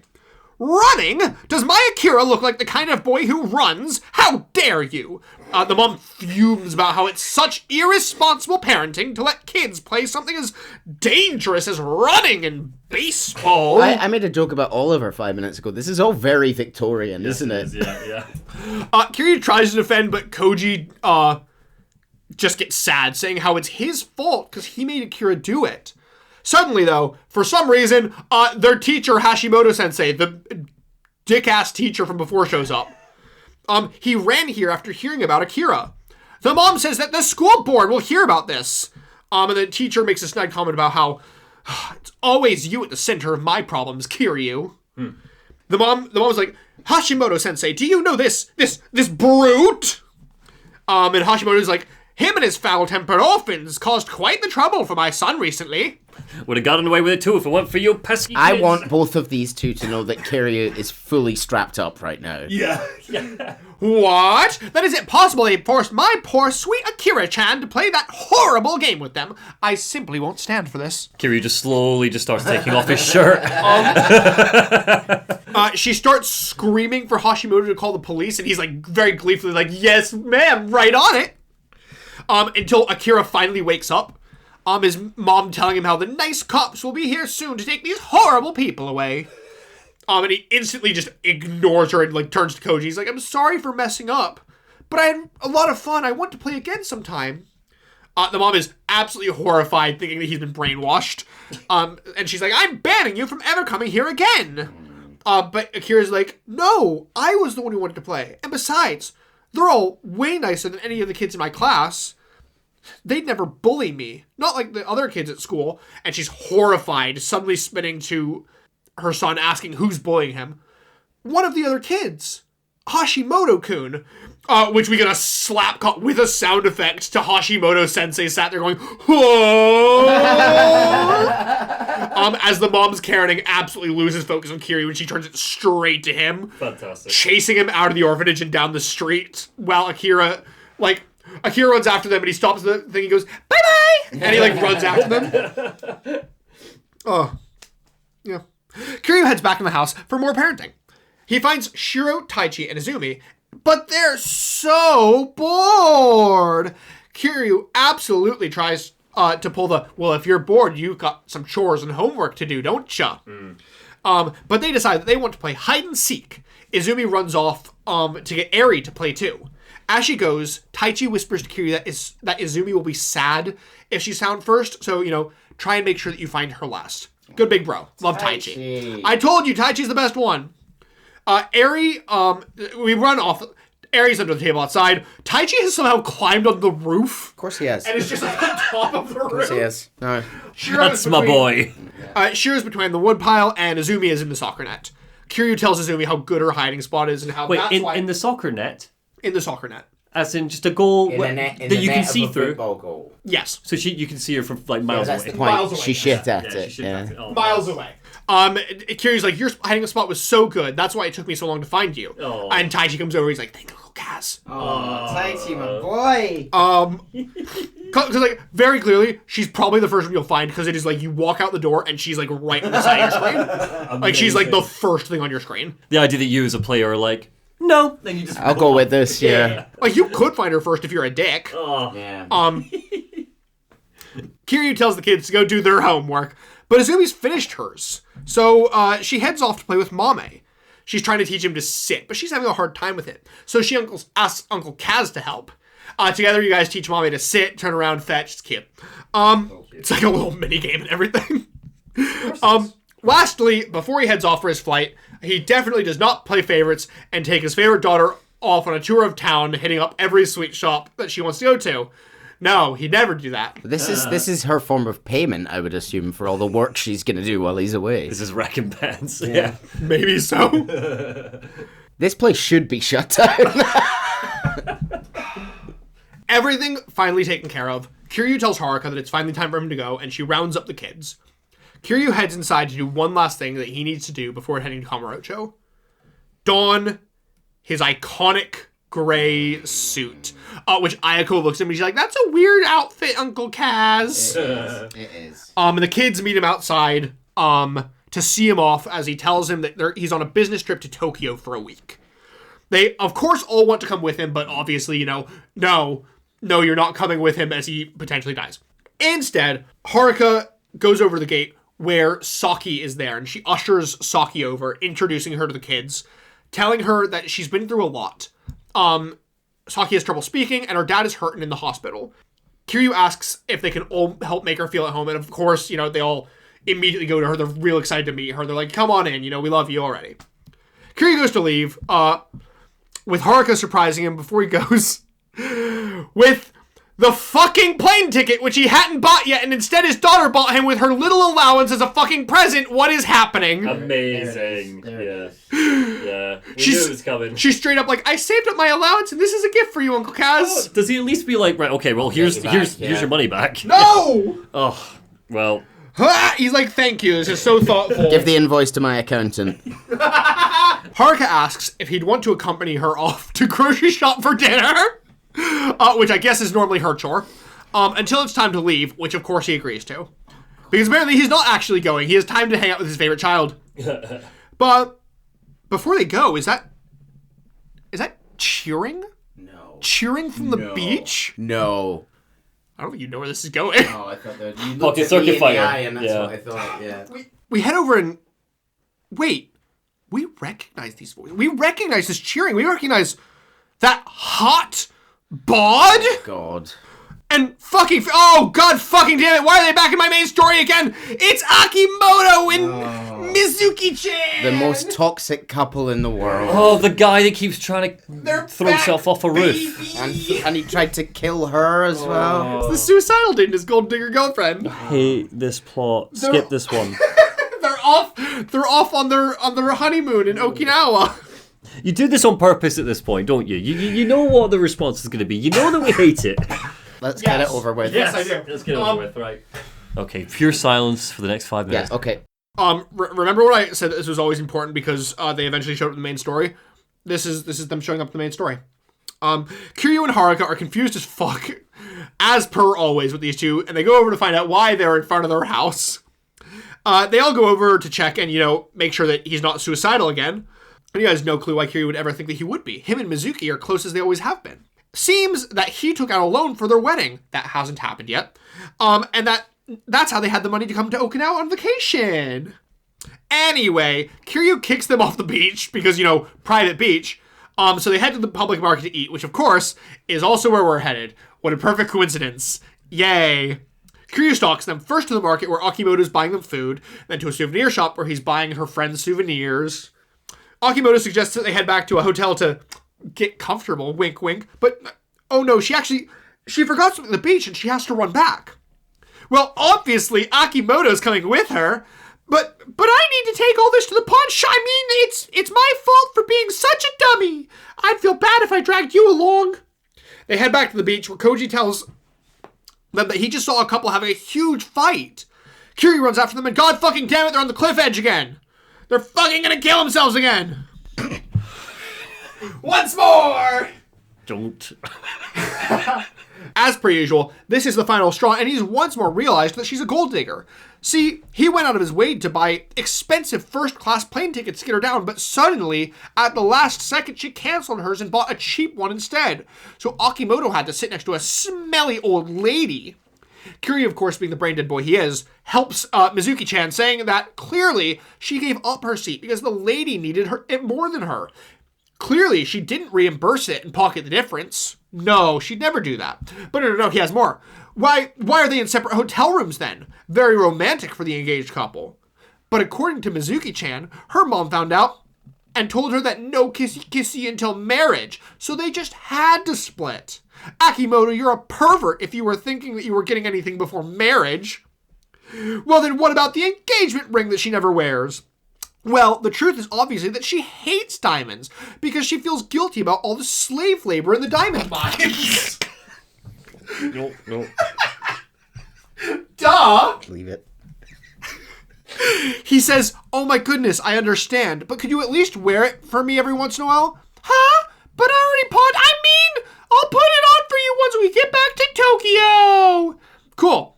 Yeah, but what about the life insurance documents that you and me signed when we got engaged, huh? Why are you a beneficiary on my life insurance despite us not even being married? Kiryu tells him that she's a great wife, just looking out for their future. But what about the baby from 2 years ago? When is the baby due? I want to meet my son. Well, obviously, according to Dr. Kira Phil, I think that was me trying to combine Dr. Phil and Kiryu. She was pretending to manifest a real baby because that's all she ever wanted with Akimoto. Then do you even really love me? If you really love me, we'll get married right here, right now. I can't do that. I'm sorry, Akimoto-kun. Akimoto-kun, I mean, Big Brother! We're actually long-lost siblings! No! Akimoto-kun is heartbroken. He can't marry his little sister. His life is over. But wait, that means that she was always part of his family. That's what he always wanted. Yippee! Time to finish the vacation. On his dime, of course. End of quest. I'm loving the dead silence. Even when you guys wanted to laugh, refusing to let yourselves. We had a pact through that whole section, everybody, that we just wouldn't interrupt so we can get through it faster. And I'm glad that we had that pact. Do you not enjoy the siblings? I'm quite tired now, actually. I don't actually. Yeah, can we go to Kamurocho now? It's just killed all goodwill. Anyway, Kiryu has a flight to catch. Thank Christ. But before he can... No! All right. You said this was a long chapter. I didn't realize it was going to be long with your bullshit. Before he can, a random foreigner comes up to him. It's Mac! Obviously, everybody knows Mac. Obviously. Yeah. He's a photographer, and he Fuck smells... does he want? He's a photographer, and he smells talent oozing from Kiryu's ripped pores. He wants to teach us about revelations. TLDR, these are photographs that we can take on our sick camera phone to inspire us into learning new moves. It's kind of like in Yakuza 0 we had the That's Rad. Do you remember the quality of a camera phone in 2009? Yeah. So, randomly through the game, Mac will text us if he senses a whiff of a good picture, and we'll go to find it. I've only included this one because most of them are a bit naff. Do we have a phone we can use in this one? I mean, we have a phone, but... It's like the pager in Zero, it just pops up. Yeah, it pops up every once in a while. Oh, okay, so it's not like we can call Majima whenever we want or anything. Okay. No. So we go to get our first one. Well, in a street corner, Kiryu spots an old woman on a moped, and he's like, she'll be the source of a revelation. He tells Kiryu, whip out your phone. As he does, the light goes green as the lady begins to drive forward. She looks to her right. Oh my god, is that... a billboard of her idol, Yu-sama. Her eyes turn into hearts as she crashes into the back of a taxi. What? What? She flies up into the air, her eyes never once leaving her love, her voice filling her heart as she does a full-ass front flip over the taxi. While she goes, hee hee hee hee hee, Yu-sama. And you hear his voice go, my love, in her head. So Kazuma Kiryu, of course, runs over to catch the woman or no, to try he's and sat save beside her. taking pictures. I wonder how he's feeling about his dad being back from the dead. Yeah. He's taking pictures. Yeah, she does a front flip and she lands, just drives off. She's like, hey, he's so hot. Oh, she doesn't hurt herself. She's fine. Completely fine. Oh, in that case, no harm, no foul, right? So obviously, this teaches Kiryu, it inspires him how to do a front flip over somebody's head and then kick them in the back of the head. Incredible. Of course. Yes. And then he posts the pics on his new blog, Revelations, a day in the life of the Dragon of Dojima. He started up a blog. He started a blog. If there's ever a quicker way to lose the respect of your former clan members, one is start a podcast, two is start a blog in 2009. Yeah. Oh, Yeah, anyway, boys. vlogging was a big thing then. That was the peak vlogging era. The blog was already dead in 2009. Sorry, continue. Anyway, Anyway, boys, at long last, Kazuma Kiryu gets on that plane! I was waiting for a but there we go. We're on. Meanwhile, But fur! Yeah, no, we're Meanwhile. flashing sideways. in Minato, Tokyo, Right. the scene shifts to a swanky apartment. A ripped, shirtless man sporting a tattoo of a golden kirin is laying into a punching bag. What's a kirin, sorry? Is it a fish or... It's like a god horse thing. Oh, cool, okay. It's dope. It's dope is what it is. There was also a green variant, but they ended up going for the gold one, and I'm glad they did. Yeah. Anyway, a knock at his door. He doesn't stop for a moment, just calling over that it's open. A woman who appears to be his secretary comes in with a clipboard, telling him that she's gotten a call from Kashiwagi. He wants to arrange a meeting of the clan leadership. She asks what of his meeting with those IT venture capitalists. Cancel it. Okay. Also, meanwhile, in Yokohama's Chinatown, we see what appears to be the kitchen of a restaurant as a chef is bound to a chair. We hear the sound of repeated chopping as we see tiny pieces of pig go flying into the air. A man stands behind the chef, slowly slamming a cleaver down into the body of a pig. The chef tensing in terror at the sound of each chop. Strange place, China, eh? You people eat anything. Pigeons, frogs, hell, even cats and dogs end up on your dining table. Anything it takes to stay alive. Pretty racist. But you know, man, I have to hand it to you Chinese snakes. Laying down roots in somebody else's country takes serious balls. Real mafia shit. The chef, whose name we learned is Chin, swears that he's not a mafia as the man grabs a duck hanging in the window and slams it down on the table in front of Chin. He tells them that they should be friends. All his neighbors pay their dues. $1 million a month. Considering how long he's been yanking their fucking chain, sounds like a pretty good fucking deal to him. But hey, he'll happily just take the deed to the restaurant if he can't pay up. Got a real nice job for him in his own restaurant as well. Chin puts his hand on the table, trying to get up to protest, but the man slams the cleaver down, and as Chin screams out, we see the head of the duck roll to the side directly next to Chin's hand. Sometimes I forget how sharp Chinese knives can be. Could probably slice a man's hand clean off. How about we test it out? He puts the cleaver to Chin's neck, pushing it in as he pushes him down into the chair. He picks up the duck head, getting real close to Chin's face, shoving it in his mouth, chewing loudly in his ear. Jesus. A man walks in. They've gotten a call from HQ to discuss the 6th chairman. Chin bolts up in his chair, saying that he can't do it. Oh, yeah? Well, if you can't do it, you can't do it. The man walks to the other side of Chin, grabbing a metal briefcase from the floor and slamming it down in front of him. Sorry, I had to go shaking you up like this, Chin-san. This will make it up to you. Something to remember me by. All I wanted was to be partners, Chin-san. The man walks out, a look of blind rage on his face as he turns back to Chin. The rage only appearing when he's like looking away. Sorry if I came on too strong. Let me know if you change your tune. The men walk out, Chin turning his attention to the briefcase. He opens it, lifting the lid. We hear a brief ticking as his face goes into a panic and explodes. Oh, okay. Wow. Yeah. So he's dead. Meanwhile, once more, at a Yakuza office in Kamurocho, we see a number of men sitting in the office, reading, smoking, just chilling. Casual day. Over this, we hear the repeated sounds of a woman moaning and a man grunting. A little bit of tennis going on.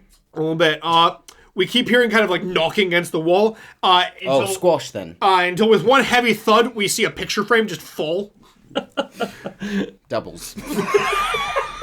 I don't know how the boss handles porkers like that, one of the men says. Heh, the boss has never been the discriminating type, another says back. Anything goes as long as they got meat on their bones. The phone rings. The second man puts down his magazine and picks it up. Hey, yo, Nishikiyama Industries. Oh. I'd also like to make it known that the woman's moans never stop under any of this conversation. It's just like, he's getting this call, the woman just keeps moaning in the background. Yeah, at least he's quite good at it, right? The call is from HQ, something about an urgent meeting. The man looks over at the boss's door, saying that, he's in, but, anyway, yeah, we'll pass it along. The men go over to his door. They all kind of, like, line up against the wall. And they get down, like, hands to knees, bowing deeply as it slams open. A large man walking out with a swagger. A job well done, sir! Okay. The men all congratulate him, bowing. He kind of walks down the line. The first man hands him a hot towel. The second man hands him a cigarette. The third man lights his cigarette. That third guy has the hardest job, because it sounds like he's going to walk no matter what happens next, so you've got to kind of time the lighter as he walks to make sure you catch it before he moves on to the next one. Hey, we all lived in flat shares in our teens and 20s. This would have been an objectively hilarious thing to do to your flatmate. So, what time is it? The men are confused. The meeting, dipshit! He slams one of them over the head. Might be horny as all hell, but I ain't deaf. The man apologizes. It's at 7 o'clock. The boss starts walking down the row. He's like in the back. And he starts walking. He's like, there you go. Slap. That slap. What? I slap. He's like, that's what I'm fucking talking about. That's like slapping each one on the back of the head as he goes down the line. And he gets to the front. And they all bow. They're like, thank you very much, sir. Oh. He's like, I'm on top of the fucking world. He starts barking orders to all of them to round up money and bitches. They're taking the club once and for all. The war's finally starting. No getting caught with their pants down. What war? Who is this man and why is he in charge of Nishiki's family? I mean, to be fair, because the last Nishikiyama head got banished by Yaoi. Yeah, he's just some grunt that's risen up since 2. We go back to Mr. Punching Bag, whose name we learned is Mine. So that was this guy. Right, okay. So hold on, Chase. Yeah, let's take stock of what's happening, because you've just introduced 3 major characters here. None of them have names. One has a name. His name is Mine. Mine is the guy from the beginning who has the personal secretary. Yes. Okay. Where do I put him in my graph? Is he Tojo? You may want to wait 5 minutes. Fine. We'll get to them again very soon. Cool. We go back to Mine, with him getting a call from Top Shagger Kanda. So we know this guy's name is Kanda. Okay, Kanda is Nishiki man. Yeah. Kanda's like, Mine, bring me 1 bill in cash. We also learned these two are sworn brothers. So Kanda and Mine, sworn brothers. Okay. He's like, bro, bring me 1 bill in cash. Mine's like, the fuck are you on about? He's like, the war! For the fate of the Tojo clan, obviously. And Mine's like, Aniki, the 6th chairman is very much alive. This seems somehow premature. Ken is like, I'll show you, premature! Weird. Now shut up and bring me my money! And Mine kind of hangs up and he's like, you fucking asshole. And he like drives his, like, I think he's got like a solid gold sports car that he drives down the road. Love it. Okay. Is Mine part of a family? At long last, after dozens of hours, Kazuma Kiryu arrives in Kamurocho! Hey. No different from the day I left it. Suddenly, and instantly, a scream. Not Nishiki. Is this still chapter 4? It's still this is a humongous chapter. Sorry, continue. I know, it goes for fucking forever. It's because you could skip a lot of that orphanage stuff. Oh, so fine. it could be a lot shorter. Yeah. I'm bummed we're back in Kamurocho. You don't love that arch? Yeah. I love the arch. So he looks down the street, seeing several screaming women running out of stardust. They're all screaming to call the cops. He's like, what the fuck's going on? A gruff man walks out holding a woman by the wrist, purse in her other hand. Can it! I told you we're booked. Now get your ass out of here. He tosses her purse to the side. Kiryu goes up, telling the woman that he's a friend of the owners and asking what happened. She tells him that she was enjoying her night with the hosts when suddenly a Yakuza jerk barged in with armfuls of cash, saying how the club was booked and throwing everybody else out. He heard from another woman that it seems like it was a Nishikiyama family guy with cornrows. Ooh. Oh, we haven't met that guy. We've not. Kiryu walks in to find Yuya and Kazuki in a standoff with the aforementioned cornrowed Yakuza. Oh, look at Kazuki. Yeah. A table is piled high in front of them with cash. They're having a shouting match. So they try to throw him out. They're like, we don't want your fucking cash. They all notice Kiryu stroll in, name-dropping the fourth chairman to the Nishikiyama boys, which does absolutely nothing to scare them off. They're just having a friendly little chat is all cross his heart. So Kiryu can go on running home. Kiryu asks Kazuki what's going on. Well, it seems that this prick, his name's Hasebe, is the captain of the Nishikiyama family. Oh. They waltzed in here saying they were going to buy the club. Hasebe says that they just need to borrow the club for a little bit. They're playing nice now. They don't want to see what happens when they're not. Kiryu asks why they need it, but damn, Hasebe doesn't really think that he deserves an answer. Anyway, it's 300 mil for one measly month. Time will fly. But Kazuki ain't having it though. He thinks that they want it as their base for a Yakuza war against the Kazuma family. Which impresses Hasebe that he clearly knows his shit. And Kiryu's like, Kazuma family? Not all! Men come in surrounding Kiryu. To his credit, Hasebe does kind of respectfully bow to Kiryu and politely be like, you can leave. Go. But obviously Kiryu ain't about that, so he fucking brawls. Lots of enemies with infinite block. It's a pain in the fucking ass. Yeah. And also, Hasebe pulls a sword out of his asshole at one point. Yeah, I believe it. Nice. Just kind of crouches down, just reaches back, sword. Hasebe's the captain, so does that put him above Kanda or below Kanda? Kanda is the head of the Nishikiyama. Kanda's the patriarch, right? Yeah, Kanda is the patriarch. Hasebe is the captain. Cool. Kiryu picks him up and hurls him into his own pile of cash. Man, Kazuma Kiryu's a fucking beast. No winning against that. Kiryu walks up to him, forcing him to talk. The wheels, they're already set in motion. Your boy Kashiwagi's gonna die. Oh. This war's just getting started. Chapter 5. The curtain rises. The guys all clean up the club and they reopen to their guests. Yuya leading Kiryu up to the VIP table on the balcony, which, just a side point, seems they've redesigned Stardust in the 2 years, because it used to be very much, it was a corner stairwell. You had a stairwell and there was one VIP booth in the corner and everything else was below it. Now for some reason, it's two staircases going up to one VIP booth in the middle. I'm like, why'd you redesign this? Oh, you didn't even expand your VIP booths? Because surely that's where your business is. I know! Yeah. Yeah, weird. Anyway, the guys clean up the club and reopen.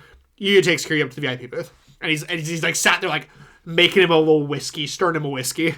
They're glad to see each other, but Hasebe's comments have Kiryu on edge, antsy to get over to the Millennium Tower. Down in the lobby, we see Kazuki talking to the police, telling him, trying to throw them off, being minor scuffle between a couple of our hosts, nothing to worry about. Get out of here. Kazuki rejoins them, telling Kiryu that he may need to wait a while the cops disperse outside, just so he doesn't get caught up. And he's like, yeah, go watch the cops. In the meantime, he tells Kiryu of the changes in Kamurocho since he left, especially to the power structure of the Tojo clan. Okay. Here's our introductions.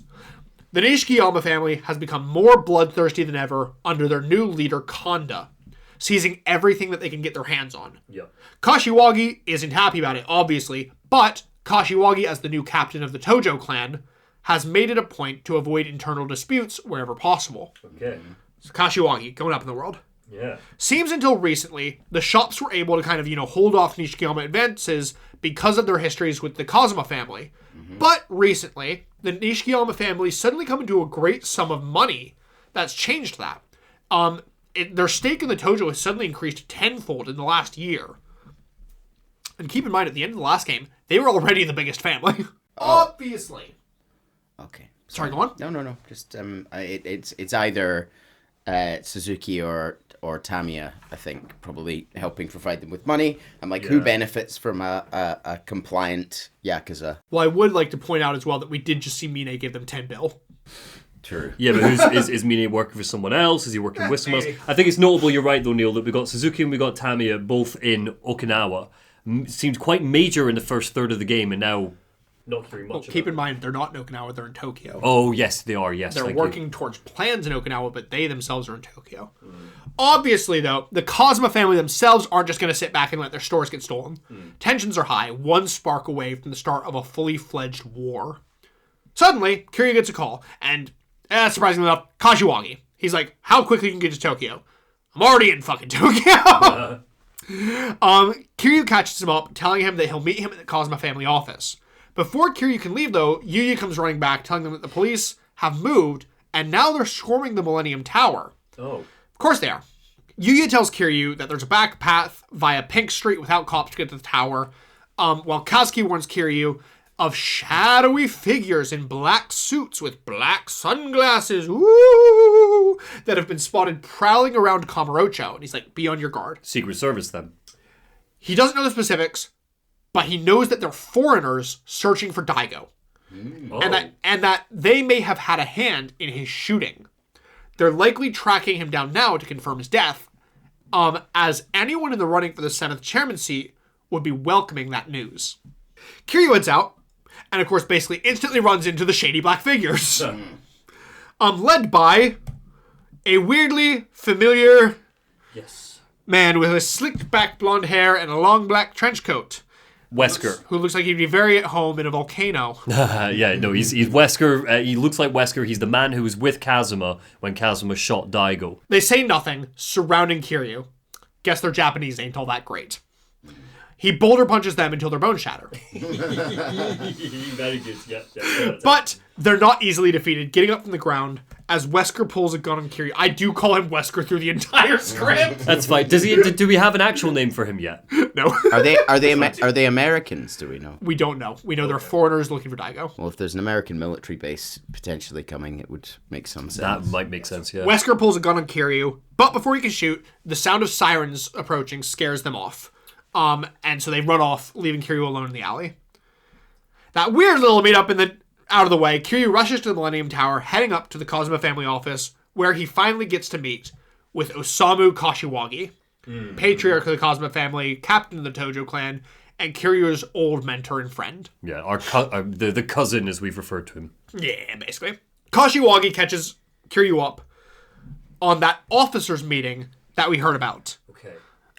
So I've put up on the screen our 4 kind of main Tojo players now. So we have Kashiwagi, the captain and patriarch of the Kazuma family, Tsuyoshi Kanda, the patriarch of the Nishiyama family, Yoshitaka Mine, the chairman of the Hakuho clan, and Go Hamazaki, the patriarch of the Hamazaki family. So we saw Hamazaki blow up the restaurant earlier.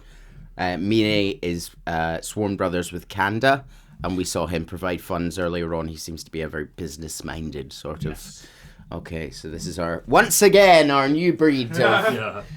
R.I.P. to 3 of you by the end of this game. TLDR, Kashiwagi wants Kiryu back because Daigo's MIA. Because of course he does. Daigo can't do anything. Kanda is furious about the suggestion, but Mine's actually all here for it, saying how the Omi are breathing down their backs now that Daigo's gone. Kanda flicks his cigarette over at Mine, jumping to his feet, saying how it's all about honor, not sitting on their goddamn asses. Another voice from the side agrees with Kanda. It's Hamazaki, Mr. Meat Cleaver. He wants to go get revenge for Daigo. Hamazaki reveals to the room about how the shooter was Kazuma, sending Kanda further into his fury. But surely Kazuma couldn't have risen from the grave, ? Kashiwagi has no idea who this is. Mine pushes back, saying how it's critical that they get Kiryu back now to solidify the organization, or else it's going to crumble. They could worry about revenge after that. Kanda lights up another cigarette, leaning back in his chair. Kiryu. What? Y'all in love with the guy? We are all Kanda. Well, if you want him back so bad, I'll bring you his head on a plate. He turns back to Kashiwagi, telling him that even if Kiryu does come back, the Nishiyama family has taken a hard stance that they're not listening to a word he says. Not after what he did to Nishiyama and Shindo. Valid. Hamazaki chides at him, Pretty sure your hard stance had you locked up for sex crimes while all that was going down. Oh no. Kanda keeps fuming about how he's going to murder Kiryu and take the chairman seat for himself. Just grumbling in the corner to himself. Basically. Hamazaki ain't going to let him do that, though. By all means, kill Kiryu. But the Nishikiyama family running the show, nah. Kashiwagi shouts that now isn't the time to discuss succession, but Hamazaki reminds him that he's the one trying to get Kiryu back. Something neither he nor Kanda agree with. After all, Kiryu maybe wanted to become the 7th chairman for all his trouble. He wouldn't. Yeah, but you know. They don't know that, yeah. He looks over at the other side of the room, laughing to himself. Wonder what the mute mutt thinks of all this, too. Well, Majima-san? Yay. We see Majima fully suited and booted. He's in like a black suit with a red, with like a red shirt. A red shirt, aye. A red shirt, aye. Just like his former lover. Seems very specific that he is wearing a red shirt. Oh, and Kiryu has a red shirt. Kiryu's thing. Oh. Yeah, maybe. Yeah. He is stone-faced, dead silent, full serious mode here. Majima sighs, throwing his head to the ceiling. Morons! Do what you want. Doesn't make a difference to me. Go on your ghost hunt for Kazuma, or have Kiryu-chan crack your skulls open. I just don't give a damn. He turns, strolling out of the room, but stops before he reaches the door. Oh yeah, before I split. You three can ball if you want, but if any of you think about gunning for my turf, he turns his missing eye to them. Kazuma-san won't be the only ghost in town. Peace. He leaves. He just seems a bit burnt out, a bit depressed. He absolutely does. He leaves, stopping on the other side of the closed door. Kiryu-chan, a storm's coming for you. Back in the Kazuma family office, Kashiwagi tells Kiryu to assume they all know he's back in town and to be on his guard, especially against Kanda. But that he assumes that for the time being, they're likely just going to pursue their own goals and they won't be actively chasing for him. Okay. He tells Kiryu that in the meantime, he's going to continue searching for Daigo's shooter. About that, Kiryu reaches into his breast pocket, pulling out Saki's drawing and handing it to Kashiwagi, who gasps seeing it. Kiryu catches Kashiwagi up on everything that happened in Okinawa, while Kashiwagi comments on how the pieces are coming into place, on how it was likely Daigo's involvement in the Okinawa deal that led to his getting shot. Kiryu thought that Tojo had backed out, and they did, officially, but it seems that now a third party has started scooping up Okinawan land. He assumes that Daigo was shot for the same reason as Nakahara, to acquire the land deeds. Seems that Minister Suzuki kept trying to involve the Tojo, saying how it would bring them massive returns, but Daigo continuously refused because of his promise to Kiryu. Kashiwagi tells Kiryu that Daigo is safe for the time being, checked into a private hospital, but he won't tell Kiryu which one, in fear that he'll get tailed. Similarly to Nakahara, though, he's on a knife's edge, and the next week is going to determine which way he falls. Interesting that Kazuma, if it is Kazuma, failed to, outright kill either of them. Yep. Almost like that cannot be a coincidence. No, definitely on purpose, especially if it is Kazuma, because he is a very well-known hitman. I think you'd be able to land a shot, you'd think. But Kashiwagi brings up the elephant in the room. Daigo and Nakahara were shot on the same night. Yes. How did Kazuma get to both of them in such a short span of time, despite the long difference between Tokyo and Okinawa? And despite his death some 10 years earlier. Yeah. Looking at the timeline, Nakahara was shot around 4 p.m. and Daigo around 6:30. That gives 2.5 hours, which is exactly how long the flight from Okinawa to Tokyo takes. He shouldn't have had the time to get from the airport to Tojo HQ. Right. Well, military planes would be the only way I can think of being able to do it. Military jet speed. Oh, that is a good point. Before they can think more on it, though, the power cuts, plunging them into darkness. Kashiwagi goes to the window, looking out and seeing that the rest of Kamurocho doesn't seem to be affected. Suddenly, the sound of blades whirring as a helicopter lowers to just outside the window. A spotlight shines on the two men through the window as the door of the helicopter slides open to reveal a Gatling gun, which immediately starts raining down a storm of bullets on the two men, shattering the windows of the office. Oh my god. They duck They jump, ducking for cover behind Kashiwagi's desk until the gun seemingly runs out of bullets and flies off into the nights. Kiryu looks around the office for Kashiwagi, his eyes landing on him a few feet away, covered in blood, filled with holes. No! Jesus. He runs over, Kashiwagi struggling to speak, as he lifts Saki's drawing to Kiryu, telling him to find the man he's working with. Kiryu asks that there's someone else. It seems that there's a traitor in the Tojo, someone pushing the Okinawa deal through, and they're the ones working with the fake Kazuma. Kashiwagi asks Kiryu if he can do that for him, pushing the drawing towards him. Kiryu says of course he can, as Kashiwagi's face goes pained, then falls limp, his arm dropping as the page floats from his hand. Kiryu looks down at the still, lifeless face of his oldest remaining friend. Jesus Christ. Kashiwagi But dead. he has no time to mourn. As picking up the page, he hears the sound of sirens from the street below. He goes to the broken window, looking down to see more cops swarming the building. He takes a look at the page and runs from the office. Damn. Jesus. Rest in peace. And that's where we're going to end this episode. Seriously? On a nice little... Nice? Question mark? On that. You cheeky monkey. Yeah. Thoughts, Monty? Where are we at? I really like it so far. Yeah, me too, me too. It's my favorite so far. I'm not gonna... This is the thing. Doing it with just the story without the gameplay, I like 3 so much more than I remember liking 3. I also think that maybe you splitting it this way, I understand why you split it this way, obviously, because, oh my god, Kashiwagi dead, but also Kiryu just got back to town. So it's almost like the first half of this game you can look at as the Okinawa saga. setup. And now we're here to deal with all of the actual Yakuza stuff. I will see how I feel now that we're back doing actual Yakuza stuff. But right now, this is my favorite. And I think it's a fairly compelling mystery. You know, with the we've got another land deal, yeah, sure, but we've got Kazuma question mark. Yeah, Kazuma's an interesting one here. I have no notes. I'm excited to do it. Well, in that then, we'll pick it up in the next episode. Yeah. See y'all later. Bye. Bye-bye. Bye bye.